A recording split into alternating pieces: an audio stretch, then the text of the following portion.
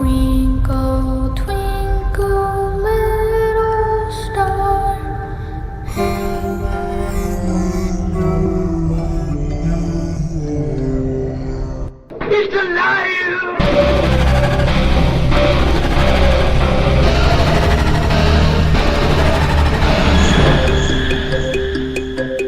Welcome to Where the Weird Ones Are. Every time I speak, I want the truth to come out. Powerful figures in Hollywood, as well as powerful politicians who are in fact not human. They're reptiles, or they're lizards, or perhaps extraterrestrials.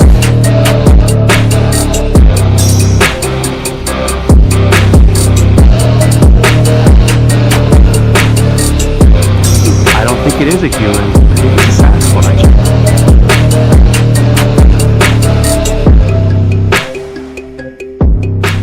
Go ahead and run. Run home and cry to mama.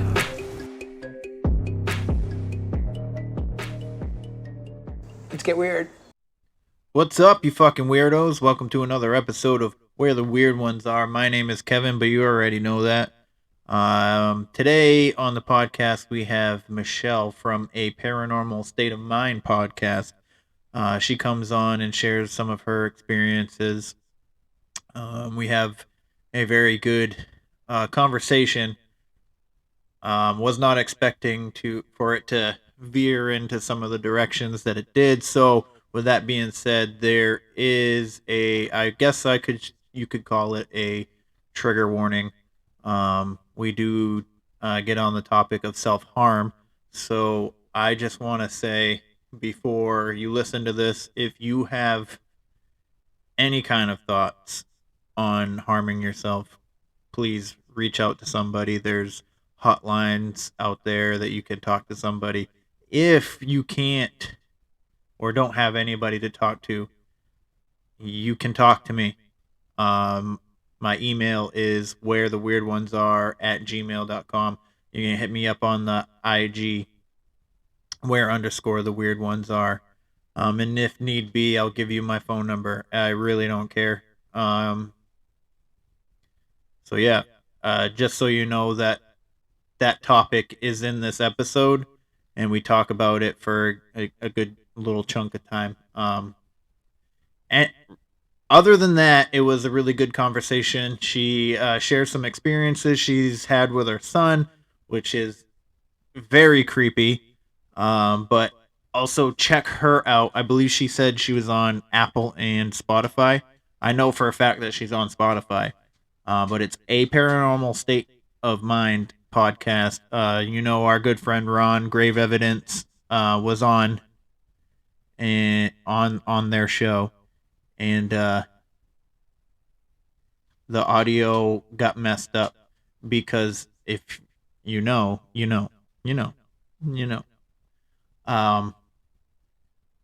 But anyways, please, if you have a story that you want to get out there, if you're interested in being on the podcast, like I stated 100 times before, and like I just stated like 2 seconds ago, you can get me on email, wheretheweirdonesare@gmail.com. The IG is where_the_weirdonesare. And I welcome all conversations, and we can get into whatever you'd like. So just, if you're interested, please get me on one of those. If you're interested in following my sister, which she actually isn't a part of this episode, but it's fine. You can find her on Instagram as well at tsapiel. That's TSAPIEL. Other than that, guys, I really appreciate you taking the time out of your day to listen and or watch. With that being said, please like, share, and subscribe, because that will help this show grow. And not that I care about it growing, but that's how we help it. So without further ado, guys, like I said, I really appreciate you for joining us on this crazy ride. We talk to people about some crazy stories. and I would love to continue for that to continue. So if you do have stories, please reach out. Other than that, stay weird. They're coming to get you, Barbara.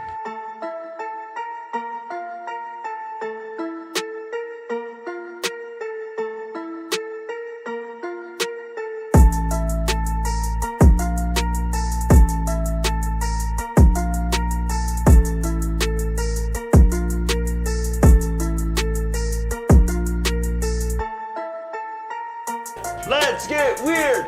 Let's get weird. Let's get weird. Let's get weird. Weird. Get weird.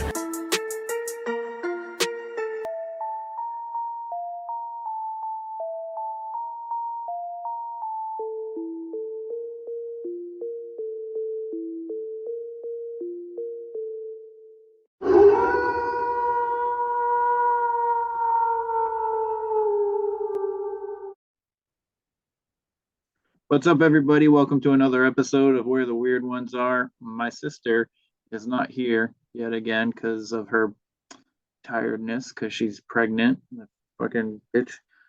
I'm just kidding. Anyways, we have Michelle here. She is the host of A Paranormal State of Mind. I listen to it quite a bit. And Michelle, why don't you say hi and tell us all how you got started in the podcast? Hey guys. So I actually wanted a podcast like before I really knew what a podcast was. Me and my friend always talked about it. And she has since passed. So with the paranormal stuff, I was like, this would be great. I would love this. We didn't know what podcasts were. We're like, we can just find a way to do a radio station. Meanwhile, I was just very outdated. So this is like 2015. So I know there were podcasts out, of course, but I didn't know what the fuck they were really. I knew Mark Maron had one, and that's all I knew. So I kind of just this is like my last like couple years of staying home as a mom, and I was talking to one of my friends. I was like, I really want to start like a paranormal podcast. I think it'd be so much fun. I was like, you're horrified of everything. I have fun with you, so let's start one. And they were also at like a part where they're like, I have nothing going on either, and I was like, okay. So we just kind of started together, and it's been 6 months, over 6 months now. So it's been a lot of fun, and we just kind of talk. Mainly we go state to state and talk about two stories. I'll usually pick like the more in-depth story, and they'll pick the shorter story. But I like to do a lot of history on it, and I think sometimes it's really important because if you have like certain heritages and stuff like that, you have to be really respectful of where you're getting this information from. So that's the gist of our podcast. Yeah. Also, I was really haunted as like a young adult child. So for me, I am in love with this stuff. Nice. So for everybody listening, please check that out. It's A Paranormal State of Mind. What platforms are you on? Just Spotify and Apple. And then we're Just- also on Instagram and TikTok, which I suck at TikTok. So I suck at TikTok. I too. don't get it. It's like, I think it's just like, I'm in my 30s. So I'm like, I don't know what's happening. So I have a TikTok, but it's not really for the podcast. Mm. But I have put it out there for people that if they wanted to follow. But I mainly do workout videos and try to be comedic Okay. on there. But I'm not. I usually use TikTok to watch shit. So Yeah. and then you fall into that vortex of where I you just had like, a TikTok, but I didn't post anything on it. It's just like now it's became our like uh podcast TikTok, but I'm also yeah. following like homesteading accounts, spooky stuff, home renovation accounts. And so like it's just like the accounts we follow are really weird for like a paranormal account. So it's actually when you get on it, my For You page is not that much paranormal.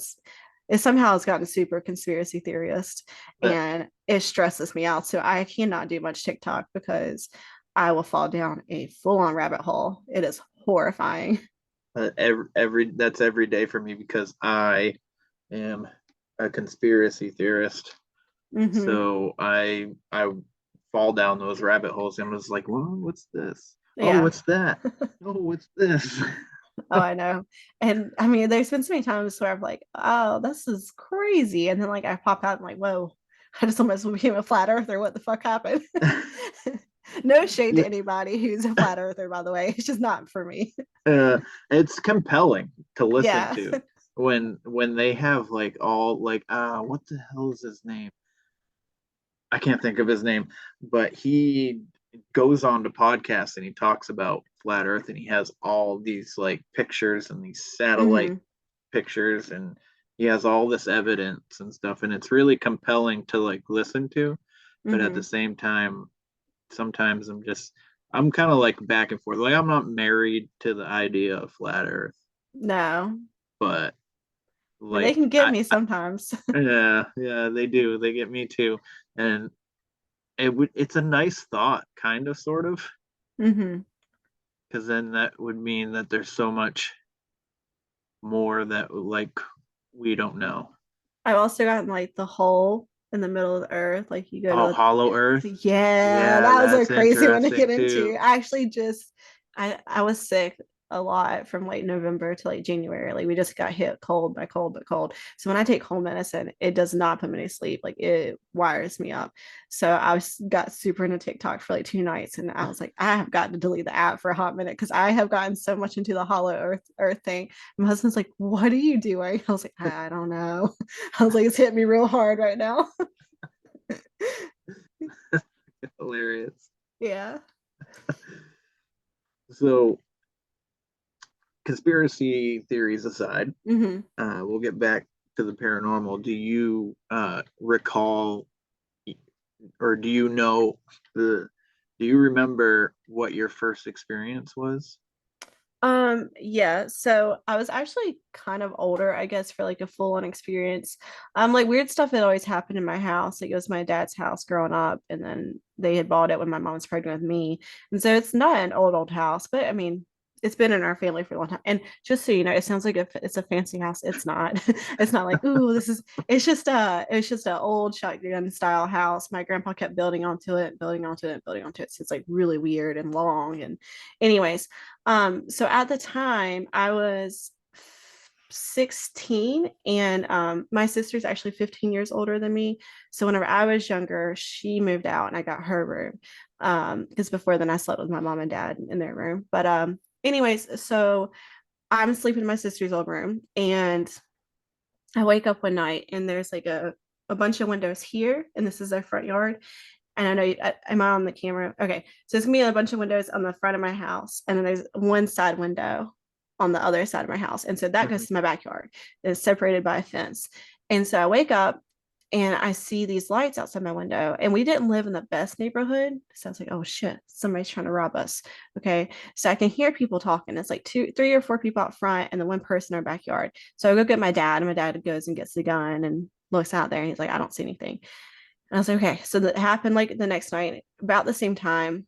And I tell my dad again, he's like, okay, Michelle, I don't see anything. Like, you gotta stop. I was like, all right, fair enough. And I kept seeing it for nights upon nights. And I was like, this is so weird. And then it just kind of stopped. And then I would get home from work around 11 o'clock every night. And I would just sit in my bed, always watch Futurama. And I was wide awake, not asleep. And I started seeing this like crazy tall shadow in the corner of my room beside one of the windows. It's the closet door and then a window. And I was like, oh shit, I am seeing something. This is not good. And in my head, I grew up super Christian. We do not believe in ghosts. If you see some evil, it's because you've asked for some evil to be in your life. And I was like, oh no, this is bad. I was like, I can't tell my mom and dad. They're gonna think I'm crazy. And at this point, this has happened for nights. I would get off of work, go sit down, and then at some point that shadow would be in my room. And it's to the point to where like I won't turn my TV off, I won't turn my lights off. I'm panicking. And I really thought at this point I was losing my mind. I was like, okay, this is it. We're gone. I'm woo woo now. And so I was like, oh, I got a good idea. I'll put my dog in here. If my dog reacts to it, then I'm not by myself and I'm not insane. And as this is going, it's just like the shadows getting closer and closer to my bed. And at this point, I put my dog Sammy in there with me. And I'd actually just kind of started falling asleep. Like I was like, okay, nothing's happened. I had worked like 2 jobs at 16, so I was exhausted. And um, my dog starts whimpering beside me and like shaking. And I look and he's looking at the, like kind of at the foot of my bed. And I can see the tall shadow like over the foot of my bed. And I was like, oh fuck, oh fuck. And so then the next night it starts happening again, and I'm wide awake this time. And I just like turn my head and I look, and it's on my bed, and I can see the covers of my bed like pulling, and my dog is yelping and like backing up into the corner of my bed, and like he's reacting. And I was like, oh shit, oh shit. So I was still religious at the time. I'm not a very religious person now, and I'm just sitting there praying, and like I'm closing my eyes, and I like, of course I pulled the blanket up because I'm like, this will save me. And it's while the blanket's being pulled, and I'm just like praying, and I'm squalling like at 16 years old. And then it just stopped. um it ended there.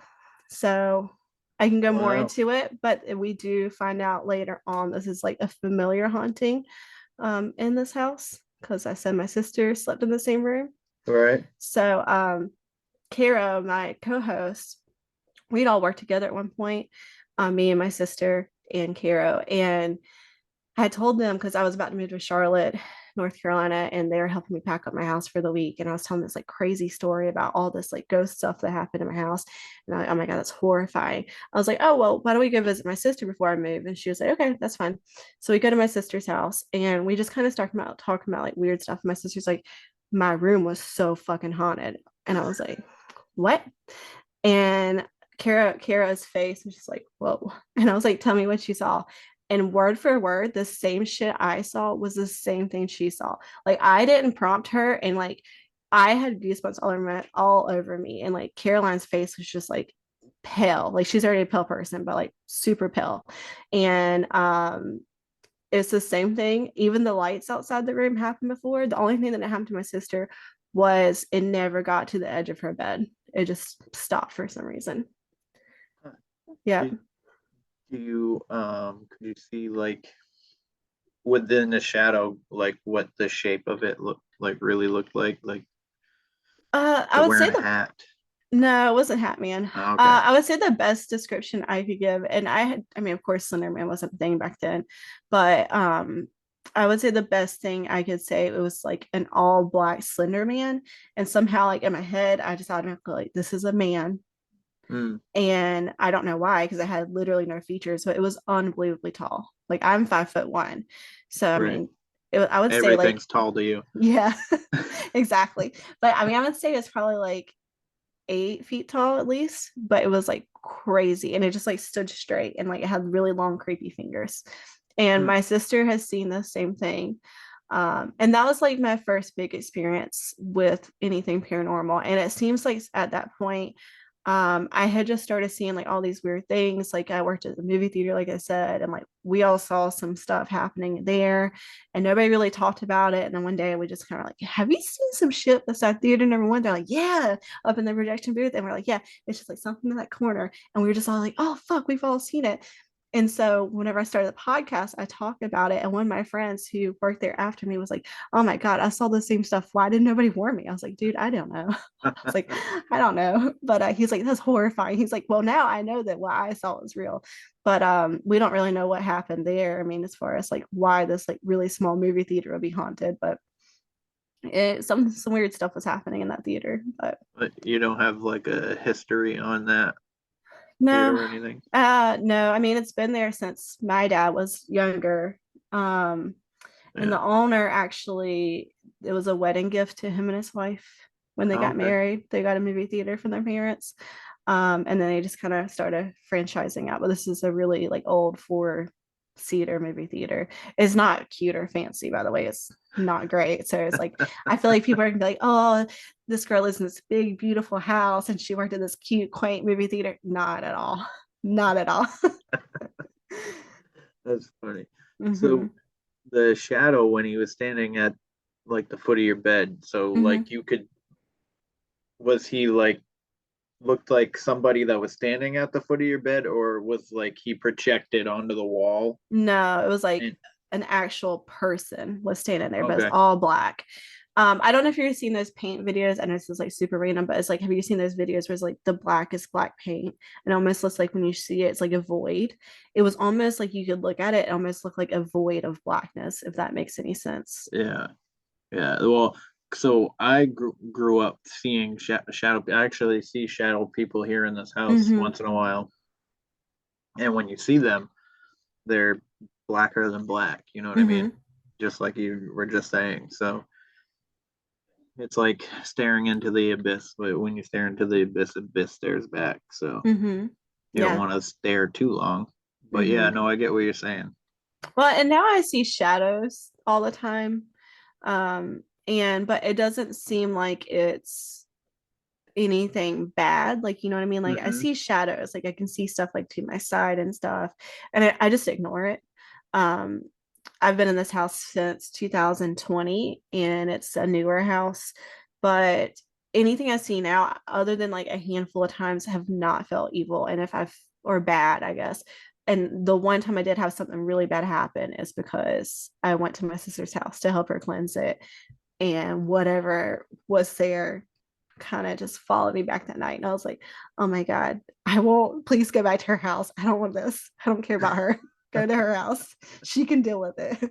But I see shadows all the time and I don't feel anything bad against around them or anything. You know, like I had a ghost cat that was just like kind of hanging out here. And I was like, what the fuck is this? Like, I've never had a cat personally. And my sister also at the same time had a ghost cat, which is weird. And it was like the exact same cat. So Oh, what? we live like 15 miles away and she's 15 years older than me. And like, we love each other, but we're not super close. We have this like weird connection when it comes to like paranormal stuff. Like she saw the shadow, I saw the shadow. Right. And even with like the ghost cat and stuff, but she's more in tune with stuff because I've completely been like, I don't have a paranormal podcast. I'll be like, I don't want to be super open. So if I see something, I'm like, I'm gonna ignore it. I'm not acknowledging it. But she'll sit there and acknowledge it. I'm like, no, not for me. I'm just gonna pretend like whatever I just saw didn't happen. Have Unless you my ever? kid does it. Yeah. Have you ever gone on any kind of like investigation or anything? I wouldn't say it is a full investigation, but we went to the old Charleston jail in Charleston, South Carolina. Charleston. Yep. Yeah. And so we did like the little ghost tour and I felt like I kind of have like frizzy hair. And so like it kind of just felt like something was like my hair is getting caught on something. And I was telling my husband, I was like, it feels like something that's like, I don't know. I mean, it felt like my hair is like slightly being tugged. And then I was telling him, I was like, I kept feeling like my ankles kept being rubbed up against. And I was like, God, I was my ankles. And I had a dress on. Mm. And I was like, I feel like my ankles could be keep getting touched. And I just kind of told him, he's like, tell them. I was like, no, because I don't want to like be with those people who's like, oh, I feel something, and then like it's absolutely nothing, you know. Yeah. And so at the end of the meeting or at the end of the tour, they're telling us they're like, well, the last thing that we'll tell you is there is a spirit who every time we talk to them through the spirit box, or I think that's what they said they talked to them through, calls itself animal. And he said, and you'll feel it rub against your ankles. And I was like, ooh. Ooh, Yeah. shit. But evidently it was a young boy who was like mentally challenged. He had been put in the prison at one point and he walked around on all fours. Huh. And that's actually the first episode we did on my podcast is I covered that. But Okay, that's I haven't only gone that far back. yeah, that's the only ghost tour we ever done myself. My husband goes because he gets to travel for work. And Yeah. so if he gets to travel for work, he'll usually pop in. I'm like, oh damn, I'm so jealous. I'm gonna do anything fun. So has he had his own experiences as well? Yeah, he went to it's called River Moon Brewery. That's a hard Yeah. word for me to say, but it's in Georgia. I think Savannah, Georgia.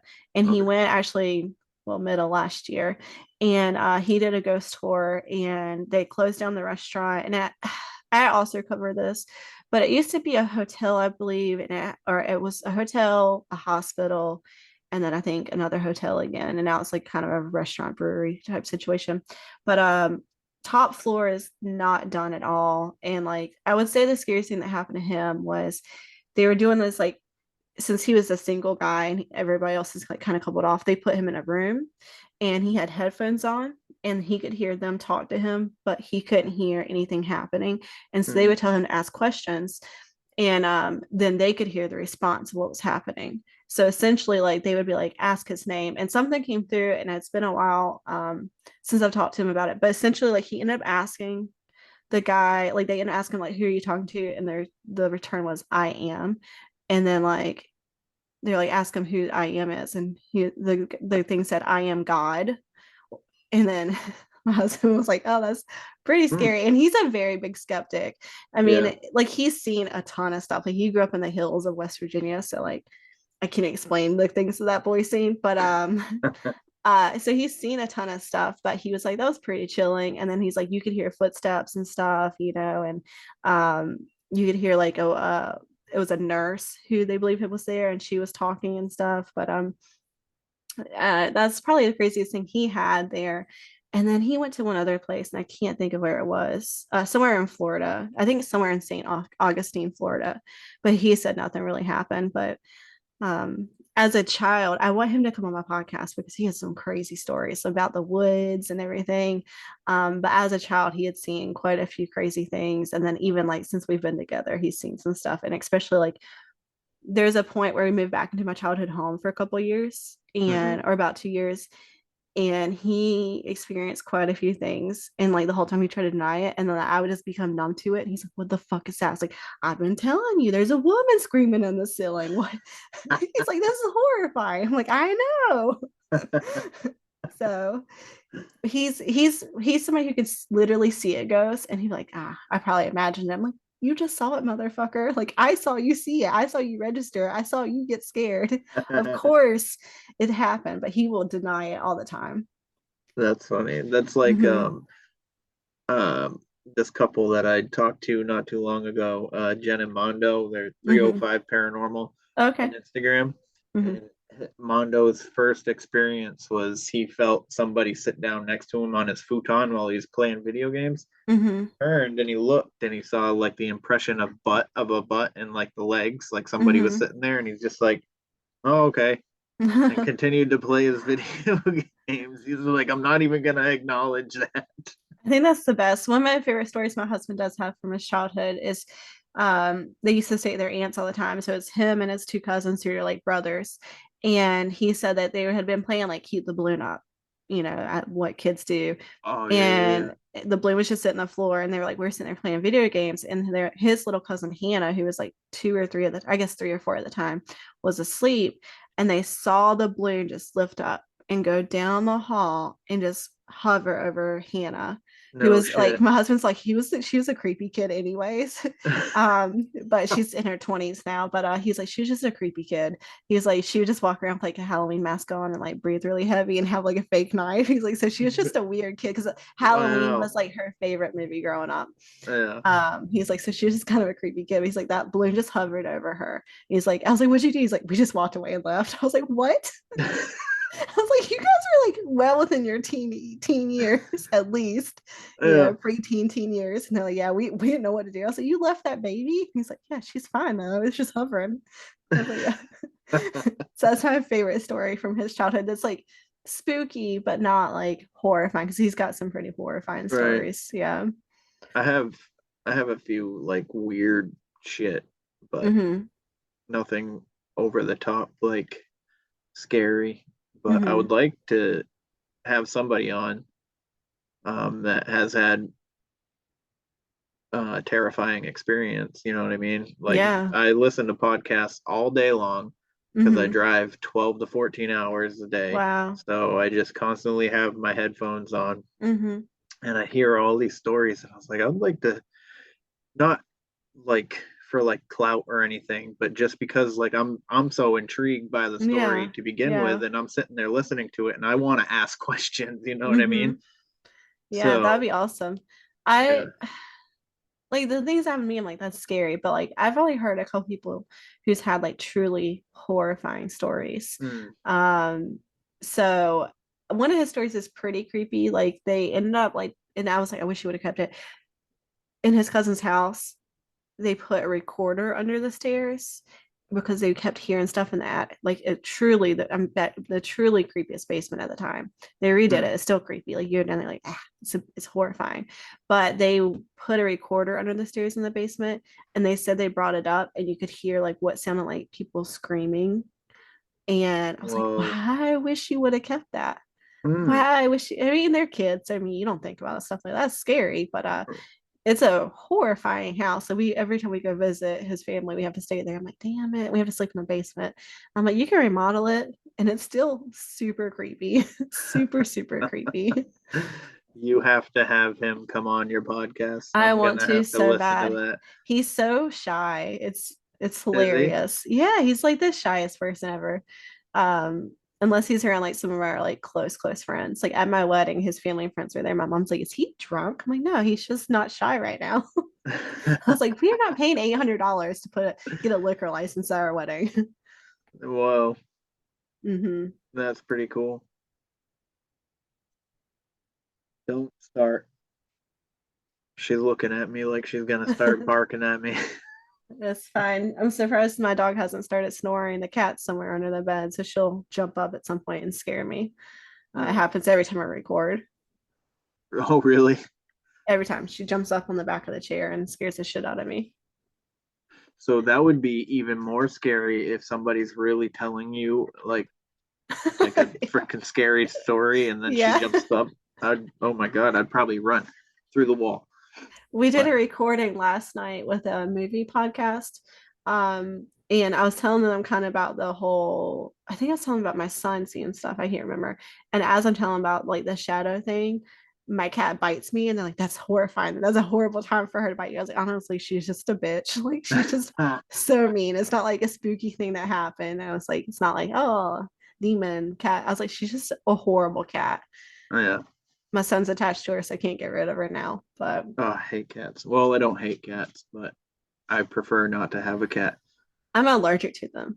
Are you? So yeah. Jeez. Oh, As long as I don't touch them really very much, I'm fine. But that's oh, hard to do okay. because like cats are like, she doesn't like cats. So I'm gonna really cat the fuck out of her. I'm gonna come up to her and just like be up her ass all the time. So and I didn't develop a cat allergy until I was like 24. I was like, what the fuck is this? We already That's have a fucking cat. weird. Yeah, Well, I was like 24 when I started getting allergic to oak trees, so same. that Pine was trees. But I weird. live in the land of pine. I was like, this is horseshit. There's pine trees everywhere. Yeah.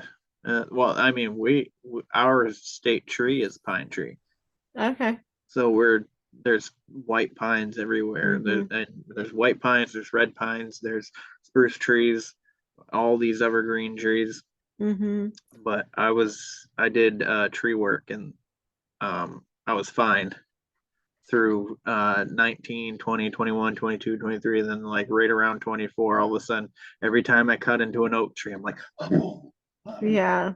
like what the fuck is this? My mom gets like flu-like symptoms when she gets around an oak tree. And it wasn't, she was like in her Wow. 40s. So I was like, that's depressing, mom. Yeah. Because we had like one pretty tree in our yard and it was a big oak tree. And she Uh, was so allergic to it. I was like, this is the damn. prettiest tree we have. Just pine trees everywhere. Not like the pretty pine trees. They're just like they're really tall and it's like pine on top. It's not that pretty. It's just like the most boring trees you could see. Yeah, that's lame. Yeah. Yeah. That's what living at the beach is like. These you guys are warm down there, or semi warm. It was actually really warm today. It was 65 Mm.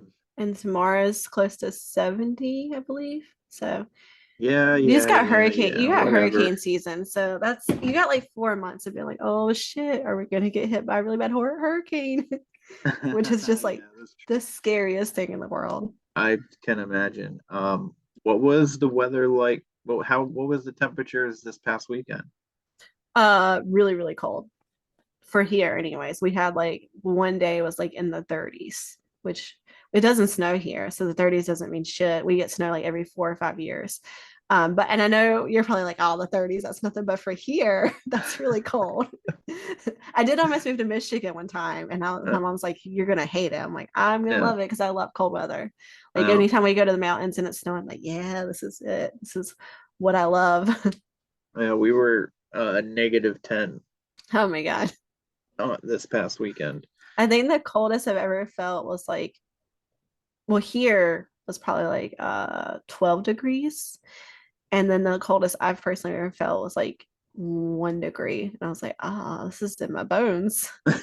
Yeah, and it So sticks with you too. It yeah. hurts your hands, hmm especially well if your hands are bare anyway. Yeah. I tried to be tough because it was so it was cold, and then you had like this Arctic wind too Mm-hmm. on Saturday, and so that made the temperature feel even colder than what it was. Mm-hmm. And I'm out there trying to get diesel gas Oh for the man. generator and stuff, and my hand is bare, and I'm just like, yeah, I'll be fine. And I'm sitting there, and it was probably like 5 minutes, and I was like, this sucks. Oh, I'm sure. I don't know. Like I said, whenever I'm like 30 degrees, people look at me like, listen, listen, listen. I've lived here in the South my whole life, and that's just cold to us. And I mean, it doesn't matter, honestly, since we live kind of close to the beach, it doesn't matter how cold it gets, you're probably not gonna get snow. It has Yeah, to be like almost impossible to get snow.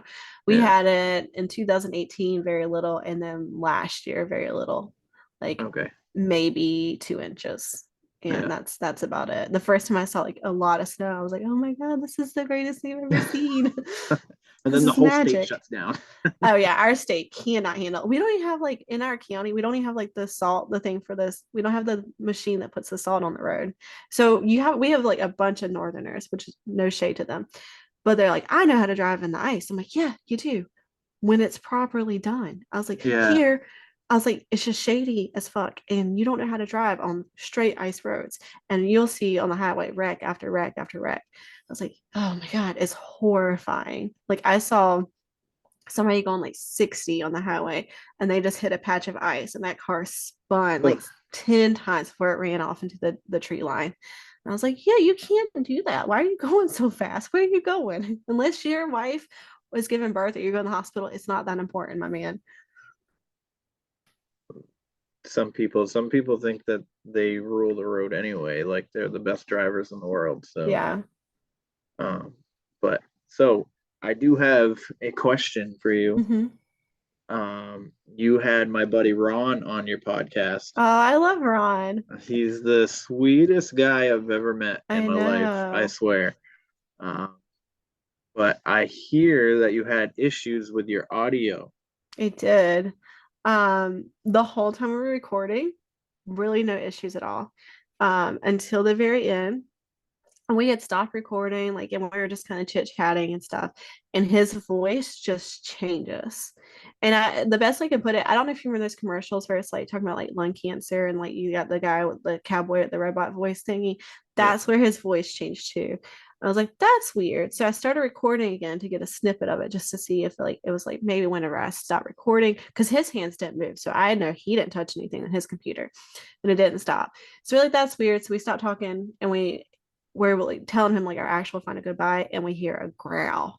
And it wasn't his dogs, it was like a human growling into the mic. And I was like, Wow. son of a bitch. I was like, all right, Ron, I really gotta go. Like for real, I am scared.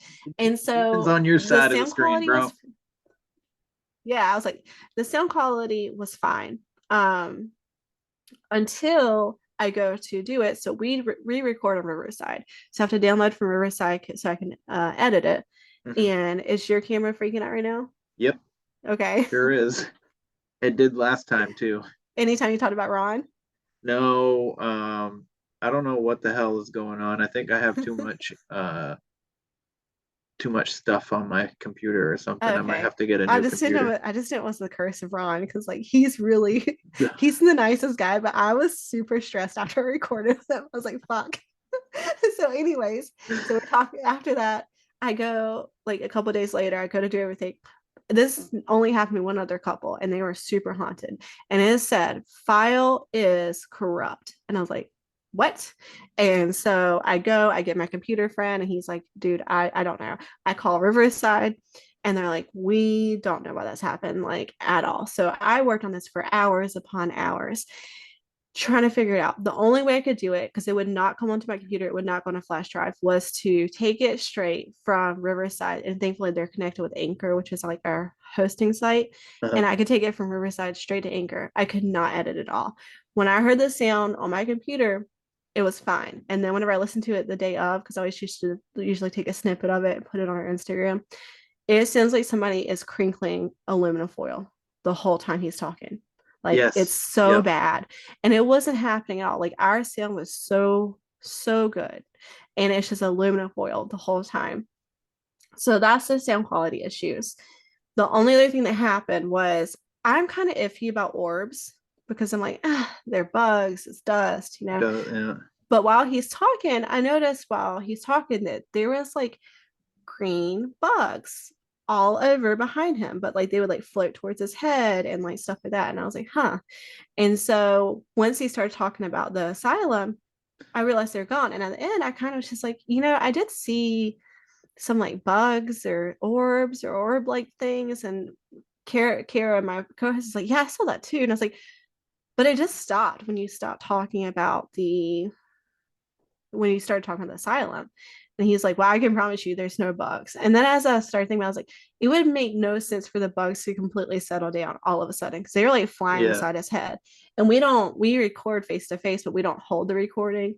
So I wish I would have been like actually recording the screen that time, but it was so eerie. And I love talking to him, and his story is absolutely amazing. Like, I hated the sound quality was so bad. But I was like, I can't not put this on because like it was one of the coolest interviews I've ever gotten to do. And he was so nice. And I was like, Yeah. oh, this was so special to me. And I don't care if somebody listens to it and it sounds like shit. This was like one of the coolest moments I've ever gotten to do as far as recording a podcast. And I was feel like he is the sweetest guy I've ever talked to, like so cool and down to earth. And like his experience are freaking wild. And I was like, oh my God, dude. And so if you guys you've had him on your podcast before too, right? Yes, I've had him twice. Yeah, because you're the one that he had to re-record with, right? Because it messed up so bad. No. No, okay. Well, there's another podcast he had to re-record with because it messed up so bad that they were like, we can't pull any of this audio. The Yeah, fuck. yeah. And so yeah, he's super cool. And so listen to, this podcast or check out my podcast, and he's got some amazing stories and absolutely wonderful man. And he's grave evidence on Instagram and Yep. TikTok. Yep. But yeah, it was really, really fucking cool. Like I couldn't believe it, but I really afterwards I was like, ooh, I got the heebie-jeebies. I was like, So this podcast was the first one that he came on, okay.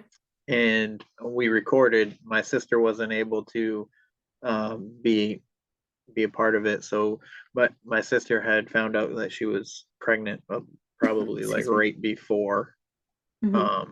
we recorded was Ron. So she's the only thing she is experiencing is just like super lethargic.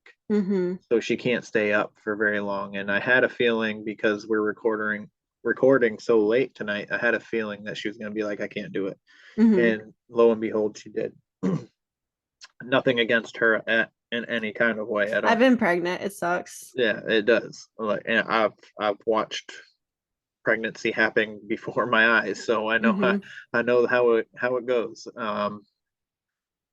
But so when Ron and I recorded that first episode, there was just when he started talking about the sanatorium, there was voices, Mm-hmm. and I had when I was playing it back before while I was doing the editing because I was trying to edit out the dogs, Mm-hmm. and I ended up fucking it up, and so I just left it the way it was, and I was listening to it, and I was just like, fucking a. I was like, I could hear my voice through Mm-hmm. his mic, Mm-hmm. and I was just like, God damn it, Ron. I was like, but then again, I didn't catch it either, so I couldn't really blame him either. So Mm-hmm. he didn't know any better. So I just thought my voice was coming through, and then I posted it, and I was headed to my daughter's chorus recital, and he messages me, and he's Mm-hmm. like, dude, I've been getting messages from a bunch of people saying that there's voices. Mm-hmm. And I go, yeah, my voice is like coming through your microphone. And he's like, no, there's another voice. There's other voices besides you and I. And he's like starts telling me about things that he heard it say. And Mm-hmm. I was like, I don't fucking believe you. I was like, I think you're just fucking trying to fuck with me. So so I take out my phone and I connect it to my car, and I put the episode on, and I'm listening to it in my car like as loud as I could without it fucking sounding like crap. Mm-hmm. And was a voice. I had just said, I was like, that there was a whole bunch of murders and unexplained deaths and mystery deaths in places like those. And as Mm-hmm. soon as I said that, a voice goes, "You should run." And Oh I my was like, God. and I heard it come through the speaker of my car, and I was like, "What the?" I shut it I'll off. run. Okie dokie, got me. I was like, "God damn it!" So and then I got to my daughter's school for her chorus thing, and I messaged him. I was like, "I heard a voice, and it said this." And he's like, "Whoa, well, I'm glad I'm not the only one hearing this stuff. I'm not crazy," and blah blah blah blah. No, he's not. Yeah, and then we had him on the second time, and I Mm-hmm. had Christina, who goes by Witchy Paranormal on Mm-hmm. Instagram. She's a clairvoyant, and I was hoping that she might be able to see attachments because she sees her grandmother like physically. Oh wow. And so I was thinking that maybe she could, see. I was like, I'm not saying that you're gonna, but if you do, that'd be great. Mm-hmm. Um, but I don't think that he's necessarily has an attachment, Mm-hmm. but I think the spirits, like Christina said, she's like, you have a blue and purple aura, and I just feel like the spirits are comfortable with you, and you're Oh. trustworthy, and this and that. And then his voice changed twice while we were recording the second time. So Was it like a scary change or yeah, it was oh like, yeah. well, I think one of them he sounded like a robot, and then the other That's what one happened to was us. yeah, and then the other one was more of like a demonic kind of thing. And then we stop recording, and he's talking, and all of a sudden you see all three, because my sister was a part of that one the second time, and I'm sitting there watching, and he's talking, and then all three of us on these thumbnails up here, we're all like like that, because he fucking his voice changed for a third time, and I was like, Jesus Christ. So like the general consensus is that he needs to go back and investigate, Mm-hmm. but it's like $1,000 for an overnight. Wow, really? Yeah. And then, but they do guided tours and stuff, but I don't think he's gonna get what he needs to get through a Mm-hmm. guided tour. I think he needs to do an overnight. So what I was thinking, Mm-hmm. I haven't quite decided yet, but I did talk to Tommy Cullum on Let's Get Freaky podcast. I Mm-hmm. don't know if you heard of him.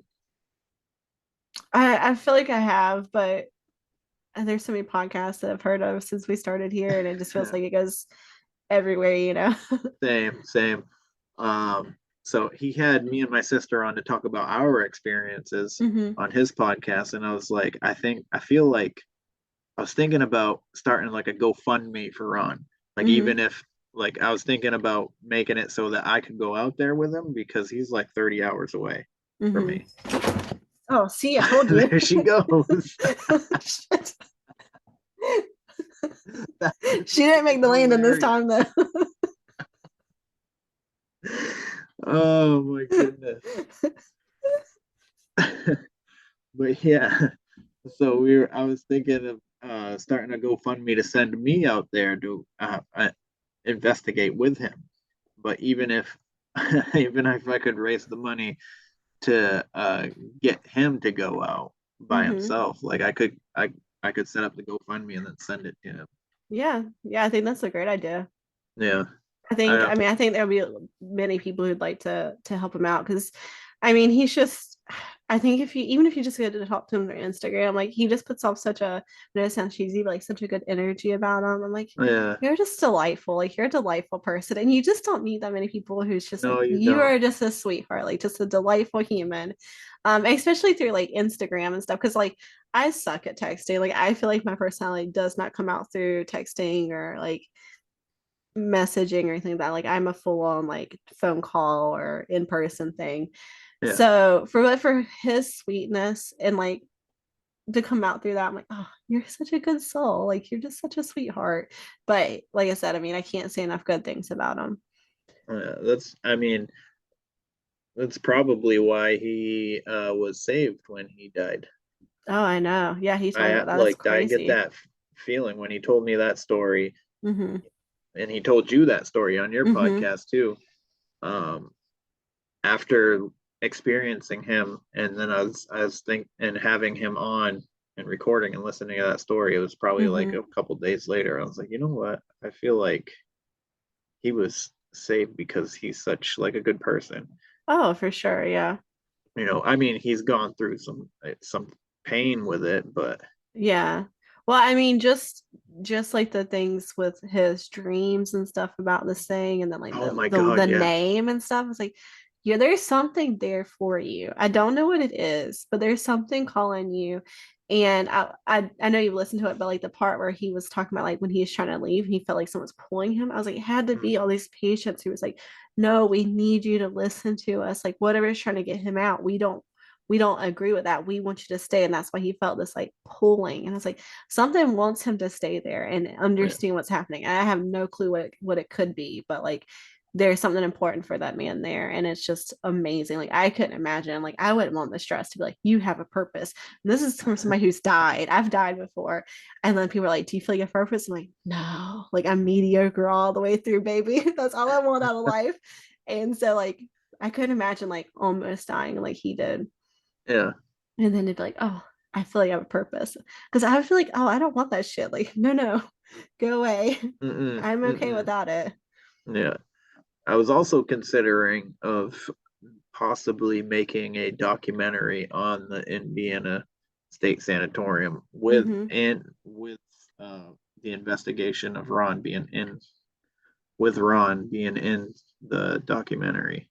Oh, that'd be really cool. Yeah. So I just don't know how I'm gonna because I'm so far away. I don't know if I am gonna be capable, but that's where the GoFundMe would come in. So Yeah. If you could find like a college around there that has like a good film program, I'm sure you could hook up with them. Like one of my friends was a film student where we yeah, were at. And I mean, he's a scaredy cat, but he would have died for the opportunity to do something like that. So I'm sure there's plenty of other eager young kids who's just like, I just need to get my name out there doing something. So right, I'm right, sure you could find somebody who would be willing to take some time to record it and, a little bit more professionally than just camcorders and stuff like that, right, right. So, but yeah, I think Exactly. I think that'd be great. Yeah. If you ever do the GoFundMe, let me know. We'll share it. And I'm a broke bitch, but I'll donate a little bit of money. I'm starting back work this year, so maybe I won't be as broke. uh, Hopefully, you don't want to Yeah. stay broke. Nobody ever said, "Hey, man, I want to be broke." Nah, man, the single income life is like so rough. Like I'm so lucky I get to stay home with my kid, but like also I had like a ton of seizures and all that stuff. So I really didn't have an option because I wasn't allowed to drive for a hot minute. Yeah, And so, but it's hard being a single income and like my husband works his ass off. I'm like, I just want to help. I want to help right. you. Let me help you So, make some money. do the seizures come from your brain surgery? Yeah, so whenever I was so okay, I'll go through a crazy story. I've wanted kids for like when I was younger, I was like, I want to be a mom. I knew that. I Mhm. know that sounds cheesy, but I was like, I want to be a mom one day. And I'd always tell my parents, like, I don't ever want to have kids because I was like, ooh, they're gonna know I want to have sex. So I was like, I'm gonna know I don't want kids. So when I was like, I want a kid, my mom was like, really? The person said they never wanted kids. I was like, I know. But I always was like, I want kids. And so I told my husband once we had decided to start having kids, and we had miscarriages and a ton of issues having kids and stuff. And whenever he found out I was pregnant with my son, he was about to go get a vasectomy because we decided to call it quits. And Uh, I was like, oh, I'm pregnant. I was like, shit, this is a horrible timing because we had just planned out our life where we're like, we're not having kids. This will be fine. I finally accepted it.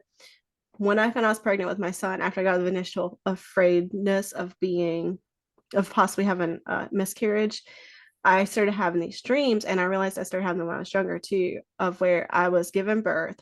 And while I'm giving birth, I was going to die, and they weren't going to realize why I died. And it happened all the time. And especially as I got closer to the end of my pregnancy. And then while I was giving birth to my son, I was a week past due date. I'm 5'1". I only put on, I think, 13 pounds when I had him, and he was a 9-pound baby.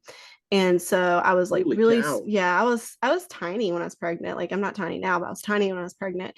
And I was way past my due date. I was miserable.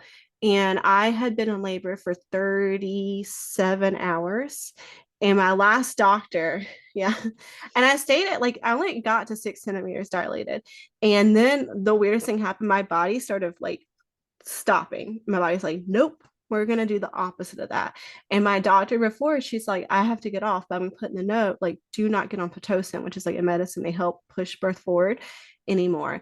And so I had this fucking Doogie Howser motherfucker came in and he was like, you're fine. We're gonna give you more pitocin. I was like, dude, I haven't ate in 24 hours. I am 41 weeks pregnant. I am starving to death. Don't have the energy to push this kid out. So I ended up telling him I want to have C-section. He made me cry. My mom yelled at him. I had a C-section. 2 weeks later, I was staying at my parents' house. I fall down all the time. So my dad hears me fall and he thinks, huh, she fell. I'm convulsing on the floor. And so my dad had to give me mouth to mouth. I had stopped breathing at that point. And then we find out I have a brain AVM, which is like your the veins and stuff in your brain is supposed to be like parallel and run into each other, but mine was like a knot. And they think the strain from giving birth was what caused like the blood to start to build up in there. Yeah. And they said if you would have gave birth, then you and your child would have died, and we would have had no idea because you would have hemorrhaged in the brain, and we had no clue that was happening. I was like, ha, I knew I was gonna die. I was so right. So they're like, if you wouldn't have forced a C-section, then you were gonna die. We would have had no clue. And I was like, I fucking knew it. And so unfortunately, I found out I had brain surgery, and I actually had brain surgery the day my son turned 4 months old. And then the seizures, they were like, oh, they should go away after that. And for some reason, they just didn't. But I mean, I gotta have one more like kind of small procedure just to make sure everything's still solid this year. It's my 5-year anniversary. But it's good. I mean, I did my surgery was supposed to be 8 hours. It turned into 13 hours, and I did die for like a hot minute, you know. So, but I died one other time like years ago, but this time was scarier because I felt my body go into shock, and I was like, oh, this is so scary. I didn't feel this the first time. I just don't do good. Like it's something about after I've already been waking up from the anesthesia, like my body goes into shock for some reason. Don't know why. It just happens every time I've had a surgery, pretty much, except for like one other time. But my body just goes into shock. But I went into shock, and there's like a gunshot victim in the ICU, and like there's two of them. They're fighting, and like nobody can hear the fact that like I am coding, and like my body is like so fucking cold. But that was like, I mean, brain surgery is scary, but that's only scary. But that's the only other scary thing that happened was like when my body was just like, we're going down. And I woke up like right when they had the paddles over my chest, and like, oh, it was just a second. Like you died for a second, but you're good. But I had died one other time years before because I had to have like another procedure done. And I was completely taken off everything except for like one little like machine that did your heartbeat. And the nurse walked out to go and do her stuff because I'm fine. I'm in recovery. And I just remember feeling really sleepy, and it's just dark. And it was the best feeling I ever felt. And like I'm aware and I'm talking to myself, and I was like, I think we're dead. I'm like, yeah, I think we are. And I'm like, this feels like this is like I'm not even kidding you. And I was like, yeah, I was like, this feels really good. And like then I wake up because the nurse is like slapping me because she doesn't have time to like do it. Like she just realized like I'm flatlined, and she's slapping me. And I remember that instant of like being like woken back up, and like I'm upset that she brought me back because it felt good. And at that moment, I was like, oh, I don't think I'm a Christian anymore. Like I don't think I am. So that's where it happened because I was like, nothing, maybe something was gonna happen, but it was like long enough for me to be like, and it kind of just felt like I would just slowly start to fade. Like that's what it felt like. I was just fading away, and then there'd be nothing, which is the best idea to me. Like we were like death and heaven. I'm like, scary. Death and hell, scary. Death and nothing. I'm like, that's my jam. That's what I want. I want nothing. Nada. So I mean, which kind of goes with like, oh, how do you believe in ghosts? I'm like, dude, I don't know how little shit works. Like, I don't know. But that was a good feeling. Brain surgery sucks, but the seizures, I haven't had one in 2 years, but I have to be on seizure medication for the rest of my life just to keep them at bay because I don't have like minor seizures. I have major seizures. So, which I did find out when I was like, after I had my son, I was so tired because like he had trouble latching. It was a whole how do you do thing. And I was having mini seizures and I didn't realize it. I just I was so tired, so like my eyes were bouncing, but I thought I was like truly the most exhausted I ever had been. And then that day when I was cooking dinner, I just flatlined and I was like, boom, out. And last thing I saw was like my parents had like a really ugly 70s kitchen and they had like a trash compactor in their kitchen, which I know sounds weird, but it's like a pea green. And the last thing I saw was like the pea green. And so when I wake up, I was like, that's an ugly thing, Mom. You gotta get that shit out of here. I was like, that's the last thing I saw. I could have died, and that could have been the last thing I seen was that ugly pea green. But Oh my God. it was crazy. And I mean, I feel so lucky that I made it, but everyone's like, do you feel like you've had a purpose? I'm like, nah, I mean, like, I'm here for my kid and like I'm a good person as a whole, but I was like, I don't think I'm gonna change the world. I Right. don't have a desire to, you know. I was like, maybe the kid will, but I don't know, whatever. Maybe. I was like, Maybe. but I don't have a huge purpose in life. I'm fine with it. And everybody's like, well, God. I'm like, maybe. I don't know. Who knows? So I was like, I'm kind of agnostic. So I was like, my family's Yeah. like super Christian, like Jesus saved you. I'm like, I don't know, Mom, maybe, because I don't want to like break their heart because they truly believe that. But and to anybody else who believes it, I'm not. I just don't believe it. So if you believe in God or anybody else does, more power to you. I wish I could. I wish I was a religious person, but I'm just not. Well, I'm not religious, but I believe that there is something, maybe not Oh yeah. necessarily God. There's a creator, Mm-hmm. there's a higher consciousness, but I don't think he's watching or it, whatever the Mm-mm. fuck it is. I don't think it's Yeah. watching us and protecting or trying to protect us or setting us on No. these journeys. I think we are technically a simulation Okay. in a way. I think I don't like to think about that because that does stress me out. Like when I go into, I'm like, so fucking. I think that our paths are put in front of us, and it Mm-hmm. only seems like we have um, the option of choice. Mm-hmm. Got a whole Futurama robot situation happening there. Yeah, I love Yeah. that show. I know. It's my favorite. So I don't know what it is with the last three women that I've had on this podcast, but you guys keep fucking making me cry. Oh, why did I make you So we were cry? talking about how you would have died if you were to push or whatever, and I started Mm-hmm. feeling that freaking pressure in my eyeballs. Oh, I'm sorry. No, Yeah, I just really wanted to go there and found that doctor and be like, you fucking suck. You need to lose yeah, your no license. Because shit. he made me cry. He told me, he's like, you're selfish. You're putting yourself and your baby in danger and you don't care. I'm squalling. My mom, she's also a short lady and she chewed him the fuck out. I was one of those nice people. I bought gifts for all my nurses, like little cups and stuff. And I was so upset that like this guy was mean to me because all my other doctors were so stinking sweet and he was just the meanest thing in the world. And he was like, I don't know, he couldn't have been any older than me. So I was 28 at the time, but like, or 27, I don't know. But he was so fucking mean. And I was like crying. And like I said, I had an 8. I'd been in labor for 36, 37 hours. They didn't have me on a comfortable bed.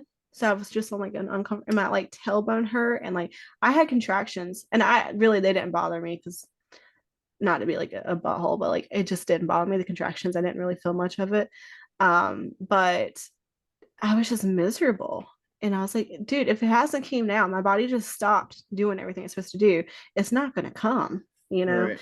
And then I knew there was complications that could have happened because when you're on this medicine for this long, and then it's just crazy. But that's what I really want to do. I wanted to find him like, fuck you. Right.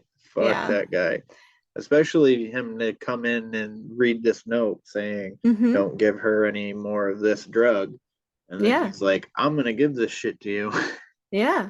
Yeah. And it was crazy. And whenever they told me like you would have died, I was like, ha ha, I knew I was right. And my mom and my dad was like, is that what you're excited about? I was like, yeah, I mean, I have to look on the positive side. My brain's about to be cut open. Like, I need to be right about something, guys. Like, I'm holding on to this glory that I had that I was right.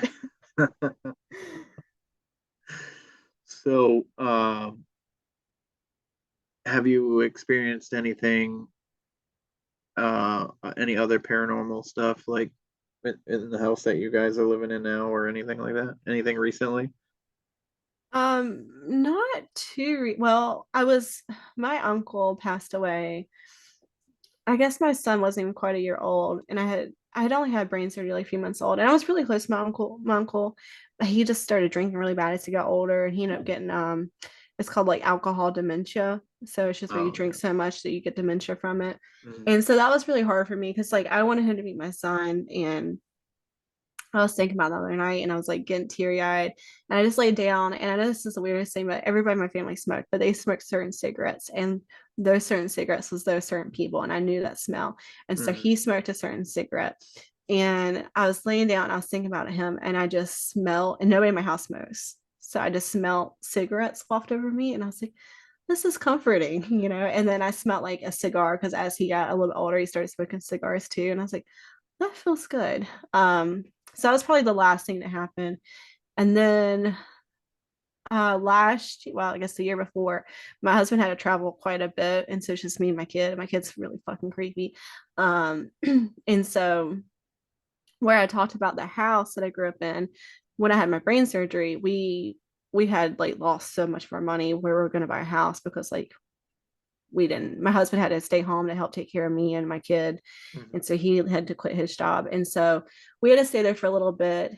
And we were living in my room that I grew up in, and my son started having such bad night terrors that we wouldn't let him sleep by himself. And I remember going in the room like that last time where I was like, he's not allowed to sleep in here anymore. And I felt like, I don't know how to explain it. It's like the heaviness. And I was like over his crib. And I just remember being like, get the fuck out of this room. Like, whatever's in here, don't fucking mess with me. Like, I just remember like put my foot down and just being pissed. And it just kind of lifted a little bit, but I stopped letting him sleep by himself. And so, cut to him being 3 and like still not having a good speech. But I have in our dining room now, I have a picture of me holding him as like a tiny baby. And all you can see is just me and him. You can't see the house or anything. And he's like, where's that? And I was like, the old house. He's like, I didn't like that house. And I was like, why? He's like, Tuz, a big black man standing on my baby bed and it scared me. And I was like, what? He's like, yeah, it just stand there and it scared me. And I was like, all right. And he just talks about that house all the time being scary. So he tells me that, and I was like, that's fucking weird, dude. Like, you upset me. Like, I'm stressed out. So then I'm in my bedroom folding the clothes, and I come out, and he's like, who dat? And I was like, who? And he's like, them men in there with you. I was like, what? And he's like, yeah, them 2 men in there with you. I was like, uh, don't say that because that's horrifying. Also, it's going to sound really suspicious if you tell your dad that I had 2 men in the bedroom with me when I for sure did not. I was like, this is horrifying. And then we used to have like a rocking chair in his room. And so we hadn't lived here for too long. And my husband was walking or rocking him to sleep. And we never watched ghost stuff around my kid because he's little, you know, you don't want to put that shit in his head and scare him. And he just kind of vaguely knew because he was like big into Baby Shark and it's like a ghost Baby Shark. So he knew that's all he knew about it. And so he was telling my husband that there was something in the corner of his room. And my husband's like, what? And he's like, yeah, and their dad, their man there. And my husband's like, huh? He's like, a ghost, dad, a ghost. And at that moment, he had this like farm and it started going off. And he was like, oh, that's creepy. And so he tells me, and I was like, okay, that's pretty creepy. And then it happened to me like a couple of nights. And the same thing happened. He's like, over there, mom, in the corner. He's pointing, he's like, there's somebody there. And I was like, what? And then the farm went off. So then I was like, nah, fuck this noise. So I take the farm, change the batteries out, and I put it on a different spot of the room. And he had Buzz and Woody. So I put Buzz and Woody over there because I had to make room for it. And then a couple nights later, I'm putting him to sleep and it goes, there's a snake in my boots. And I was like, no, fuck Oh this. Because my they're the god. ones, the Woody's the ones you have to pull the string. And I was like, huh? And I was like, no. And it's like, there's a snake in my boots. There's a snake in my boots. And I was like, ah. And so I changed the batteries out and I do it. And then a couple of nights later, same thing's happening. I put him to sleep and it starts repeating, but it's going so fast. Like, there's a snake in my boots. And it over and over. And that's all it's saying. Now, because when you go, it does like a couple of different things, like 5 or 6 things, but that's all it's saying. I took it and threw in the trash. I was like, fuck this noise. Like, it's out. Yeah. So I did go in and I was like, look, whatever is here, needs to leave. Like, I'm not okay with this. And so I did all that, and it kind of lingered there. And I had my sister come over one day, and I was like, hey, check the house out. You tell me where you feel something weird, if you feel anything weird at all. So she went all the way through my house, and she got to my kids' room, and she's like, that corner. And I was like, yeah. She's like, there's something bad, or there's something there, but it's not bad. And I was like, okay. And so I just like ended up cleansing it and like talking, and it kind of just left. And the only other thing that happened with him was I thought my dog was like up against the door, like hitting the door, because she knows how to open the door and close it a little bit. She's not a smart dog. She's real sweet, but she just does that. She plays at the door. So I thought she was doing that. So we're eating dinner. I was like, Bailey, stop it. And I look, and she's beside me. I was like, oh, what the fuck is that? And at the time, we didn't have a cat at all because our other cat had just died. And the door is just going back and forth, back and forth. And my husband goes to come out of the bedroom, and he was like, what are you yelling at? I was like, the door. And he, like, at that point, the door's just like slowly shutting. He's like, it's just the air conditioner. I was like, you motherfucker. It's not the air conditioner. That thing was going wild. So I would say with my kid, that's probably the creepier of stuff that's happened. And then, so we went, my sister used to work at a drug and rehab center where they'd go and just talk to like the psychologist and stuff like that. And then, of course, get the medicine they need. But she worked at an old office, and she was there by herself all the time because they did a lot of the telecommunications. So she just ran that part of the office. And so people would come in, hop on the computer. And she was talking about how haunted this place was and how horrifying it was. But she didn't tell me much detail about it. And it was a Saturday. She's like, I have to go to the office. She's like, I really don't want to go by myself. Like, nobody's going to be in there. Will you come up there with me for a couple hours? And I was like, okay, fine. So I go up there, and she's like, tell me where it feels weird. And I was like, well, that bathroom's creepy. I was like, but the door is shut. I was like, why you got the door shut? And she's like, I don't know. We just shut it when we mop. I was like, well, that's weird. Because it's not like a big bathroom, it's a little one. I remember making a big thing about that door. And I was like, and I was like, that corner is creepy. She's like, that's where that shit always happens. And she's telling me about how dark it feels. And so we go through, and she ends up getting a friend come up and cleanse it while I'm there. I was like, I don't want to be here for this. This is horrible. And as we're leaving, because they're cleaning, I know it's like a huge thing, but they're doing a sage stick, and the sage would not stay lit, like, at all. And it just kept dying out, like nothing. Like, it wasn't moist or anything. It's a gross word, but there's no moisture in it. And Word she said. but it just died out. And so I was like, I want to go home. And as we are going home, I was like, hey, who opened the bathroom door? And she was like, nobody. And I was like, nobody uses bathroom? She's like, nobody's been out here, Michelle. And I was like, oh. So as we are leaving, my sister's like, ow. And I was like, what? And she's like, why do you scratch me? I was like, bitch, I'm right beside you. How I scratch you? But she had three Oh shit. streaks on her back. And so that happened. And then a couple weeks later, she's like, I want you to come to my house. And like, we have a family member who's Native American. So he's told us how to like cleanse with cedar and stuff like that. So like, I was like, okay, I'll go do that. And I went and cleansed with cedar and stuff. And that night is my husband's out of town again. And I was going to bed, and I felt, and there's no animals in my room, and I felt an impression of like somebody like on the bed, but it's like a crouching motion. And like I could look at the corner of my eye, and the best way to describe this was there's a hag at the edge of my bed and just sitting there crouching and like kind of rocking back and forth. And I'm like sitting there, and there's tears. Like, I'm so scared. There's tears in my eyes, and like I could feel my whole body. I'm like, what the fuck am I gonna do now? And so my son, he's always had night terrors, but he starts to cry on the baby monitor. So like I have to turn over to make sure he's okay, that it's just a dream, nothing's happening. And so like, fuck, now I gotta turn my back, and this thing's here. So I do it real fast, and I hit the baby monitor. He's fine. He's already fallen back asleep. But I could feel her like almost like get like closer to my feet. And I was like, what the fuck am I in my head? I'm like, what am I supposed to do now? I can't turn her over.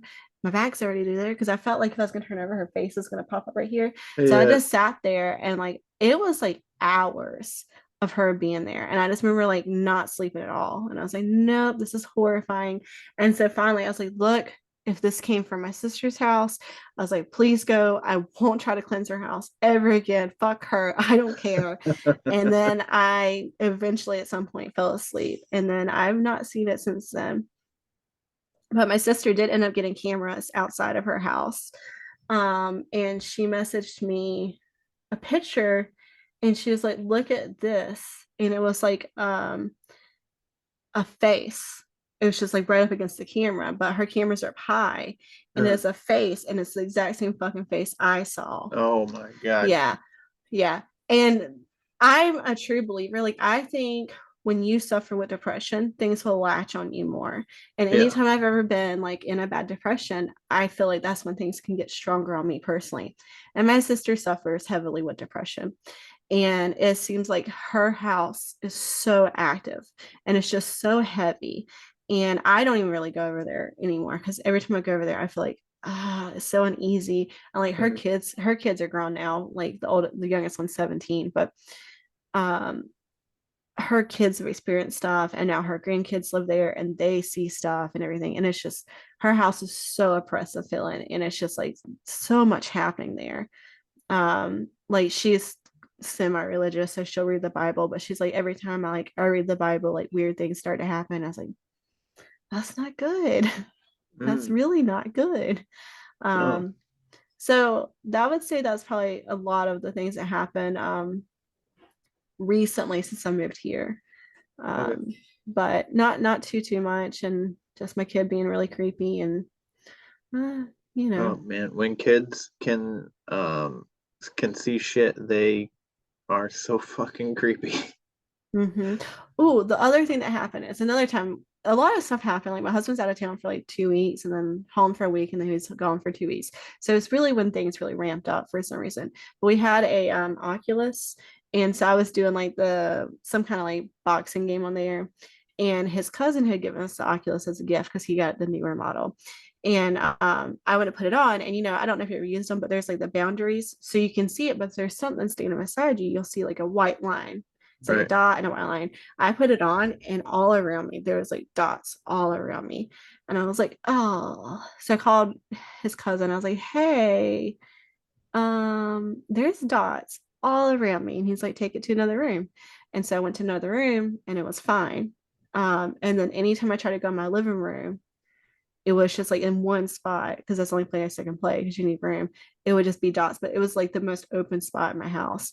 And like that night my kid was like, yeah, mom,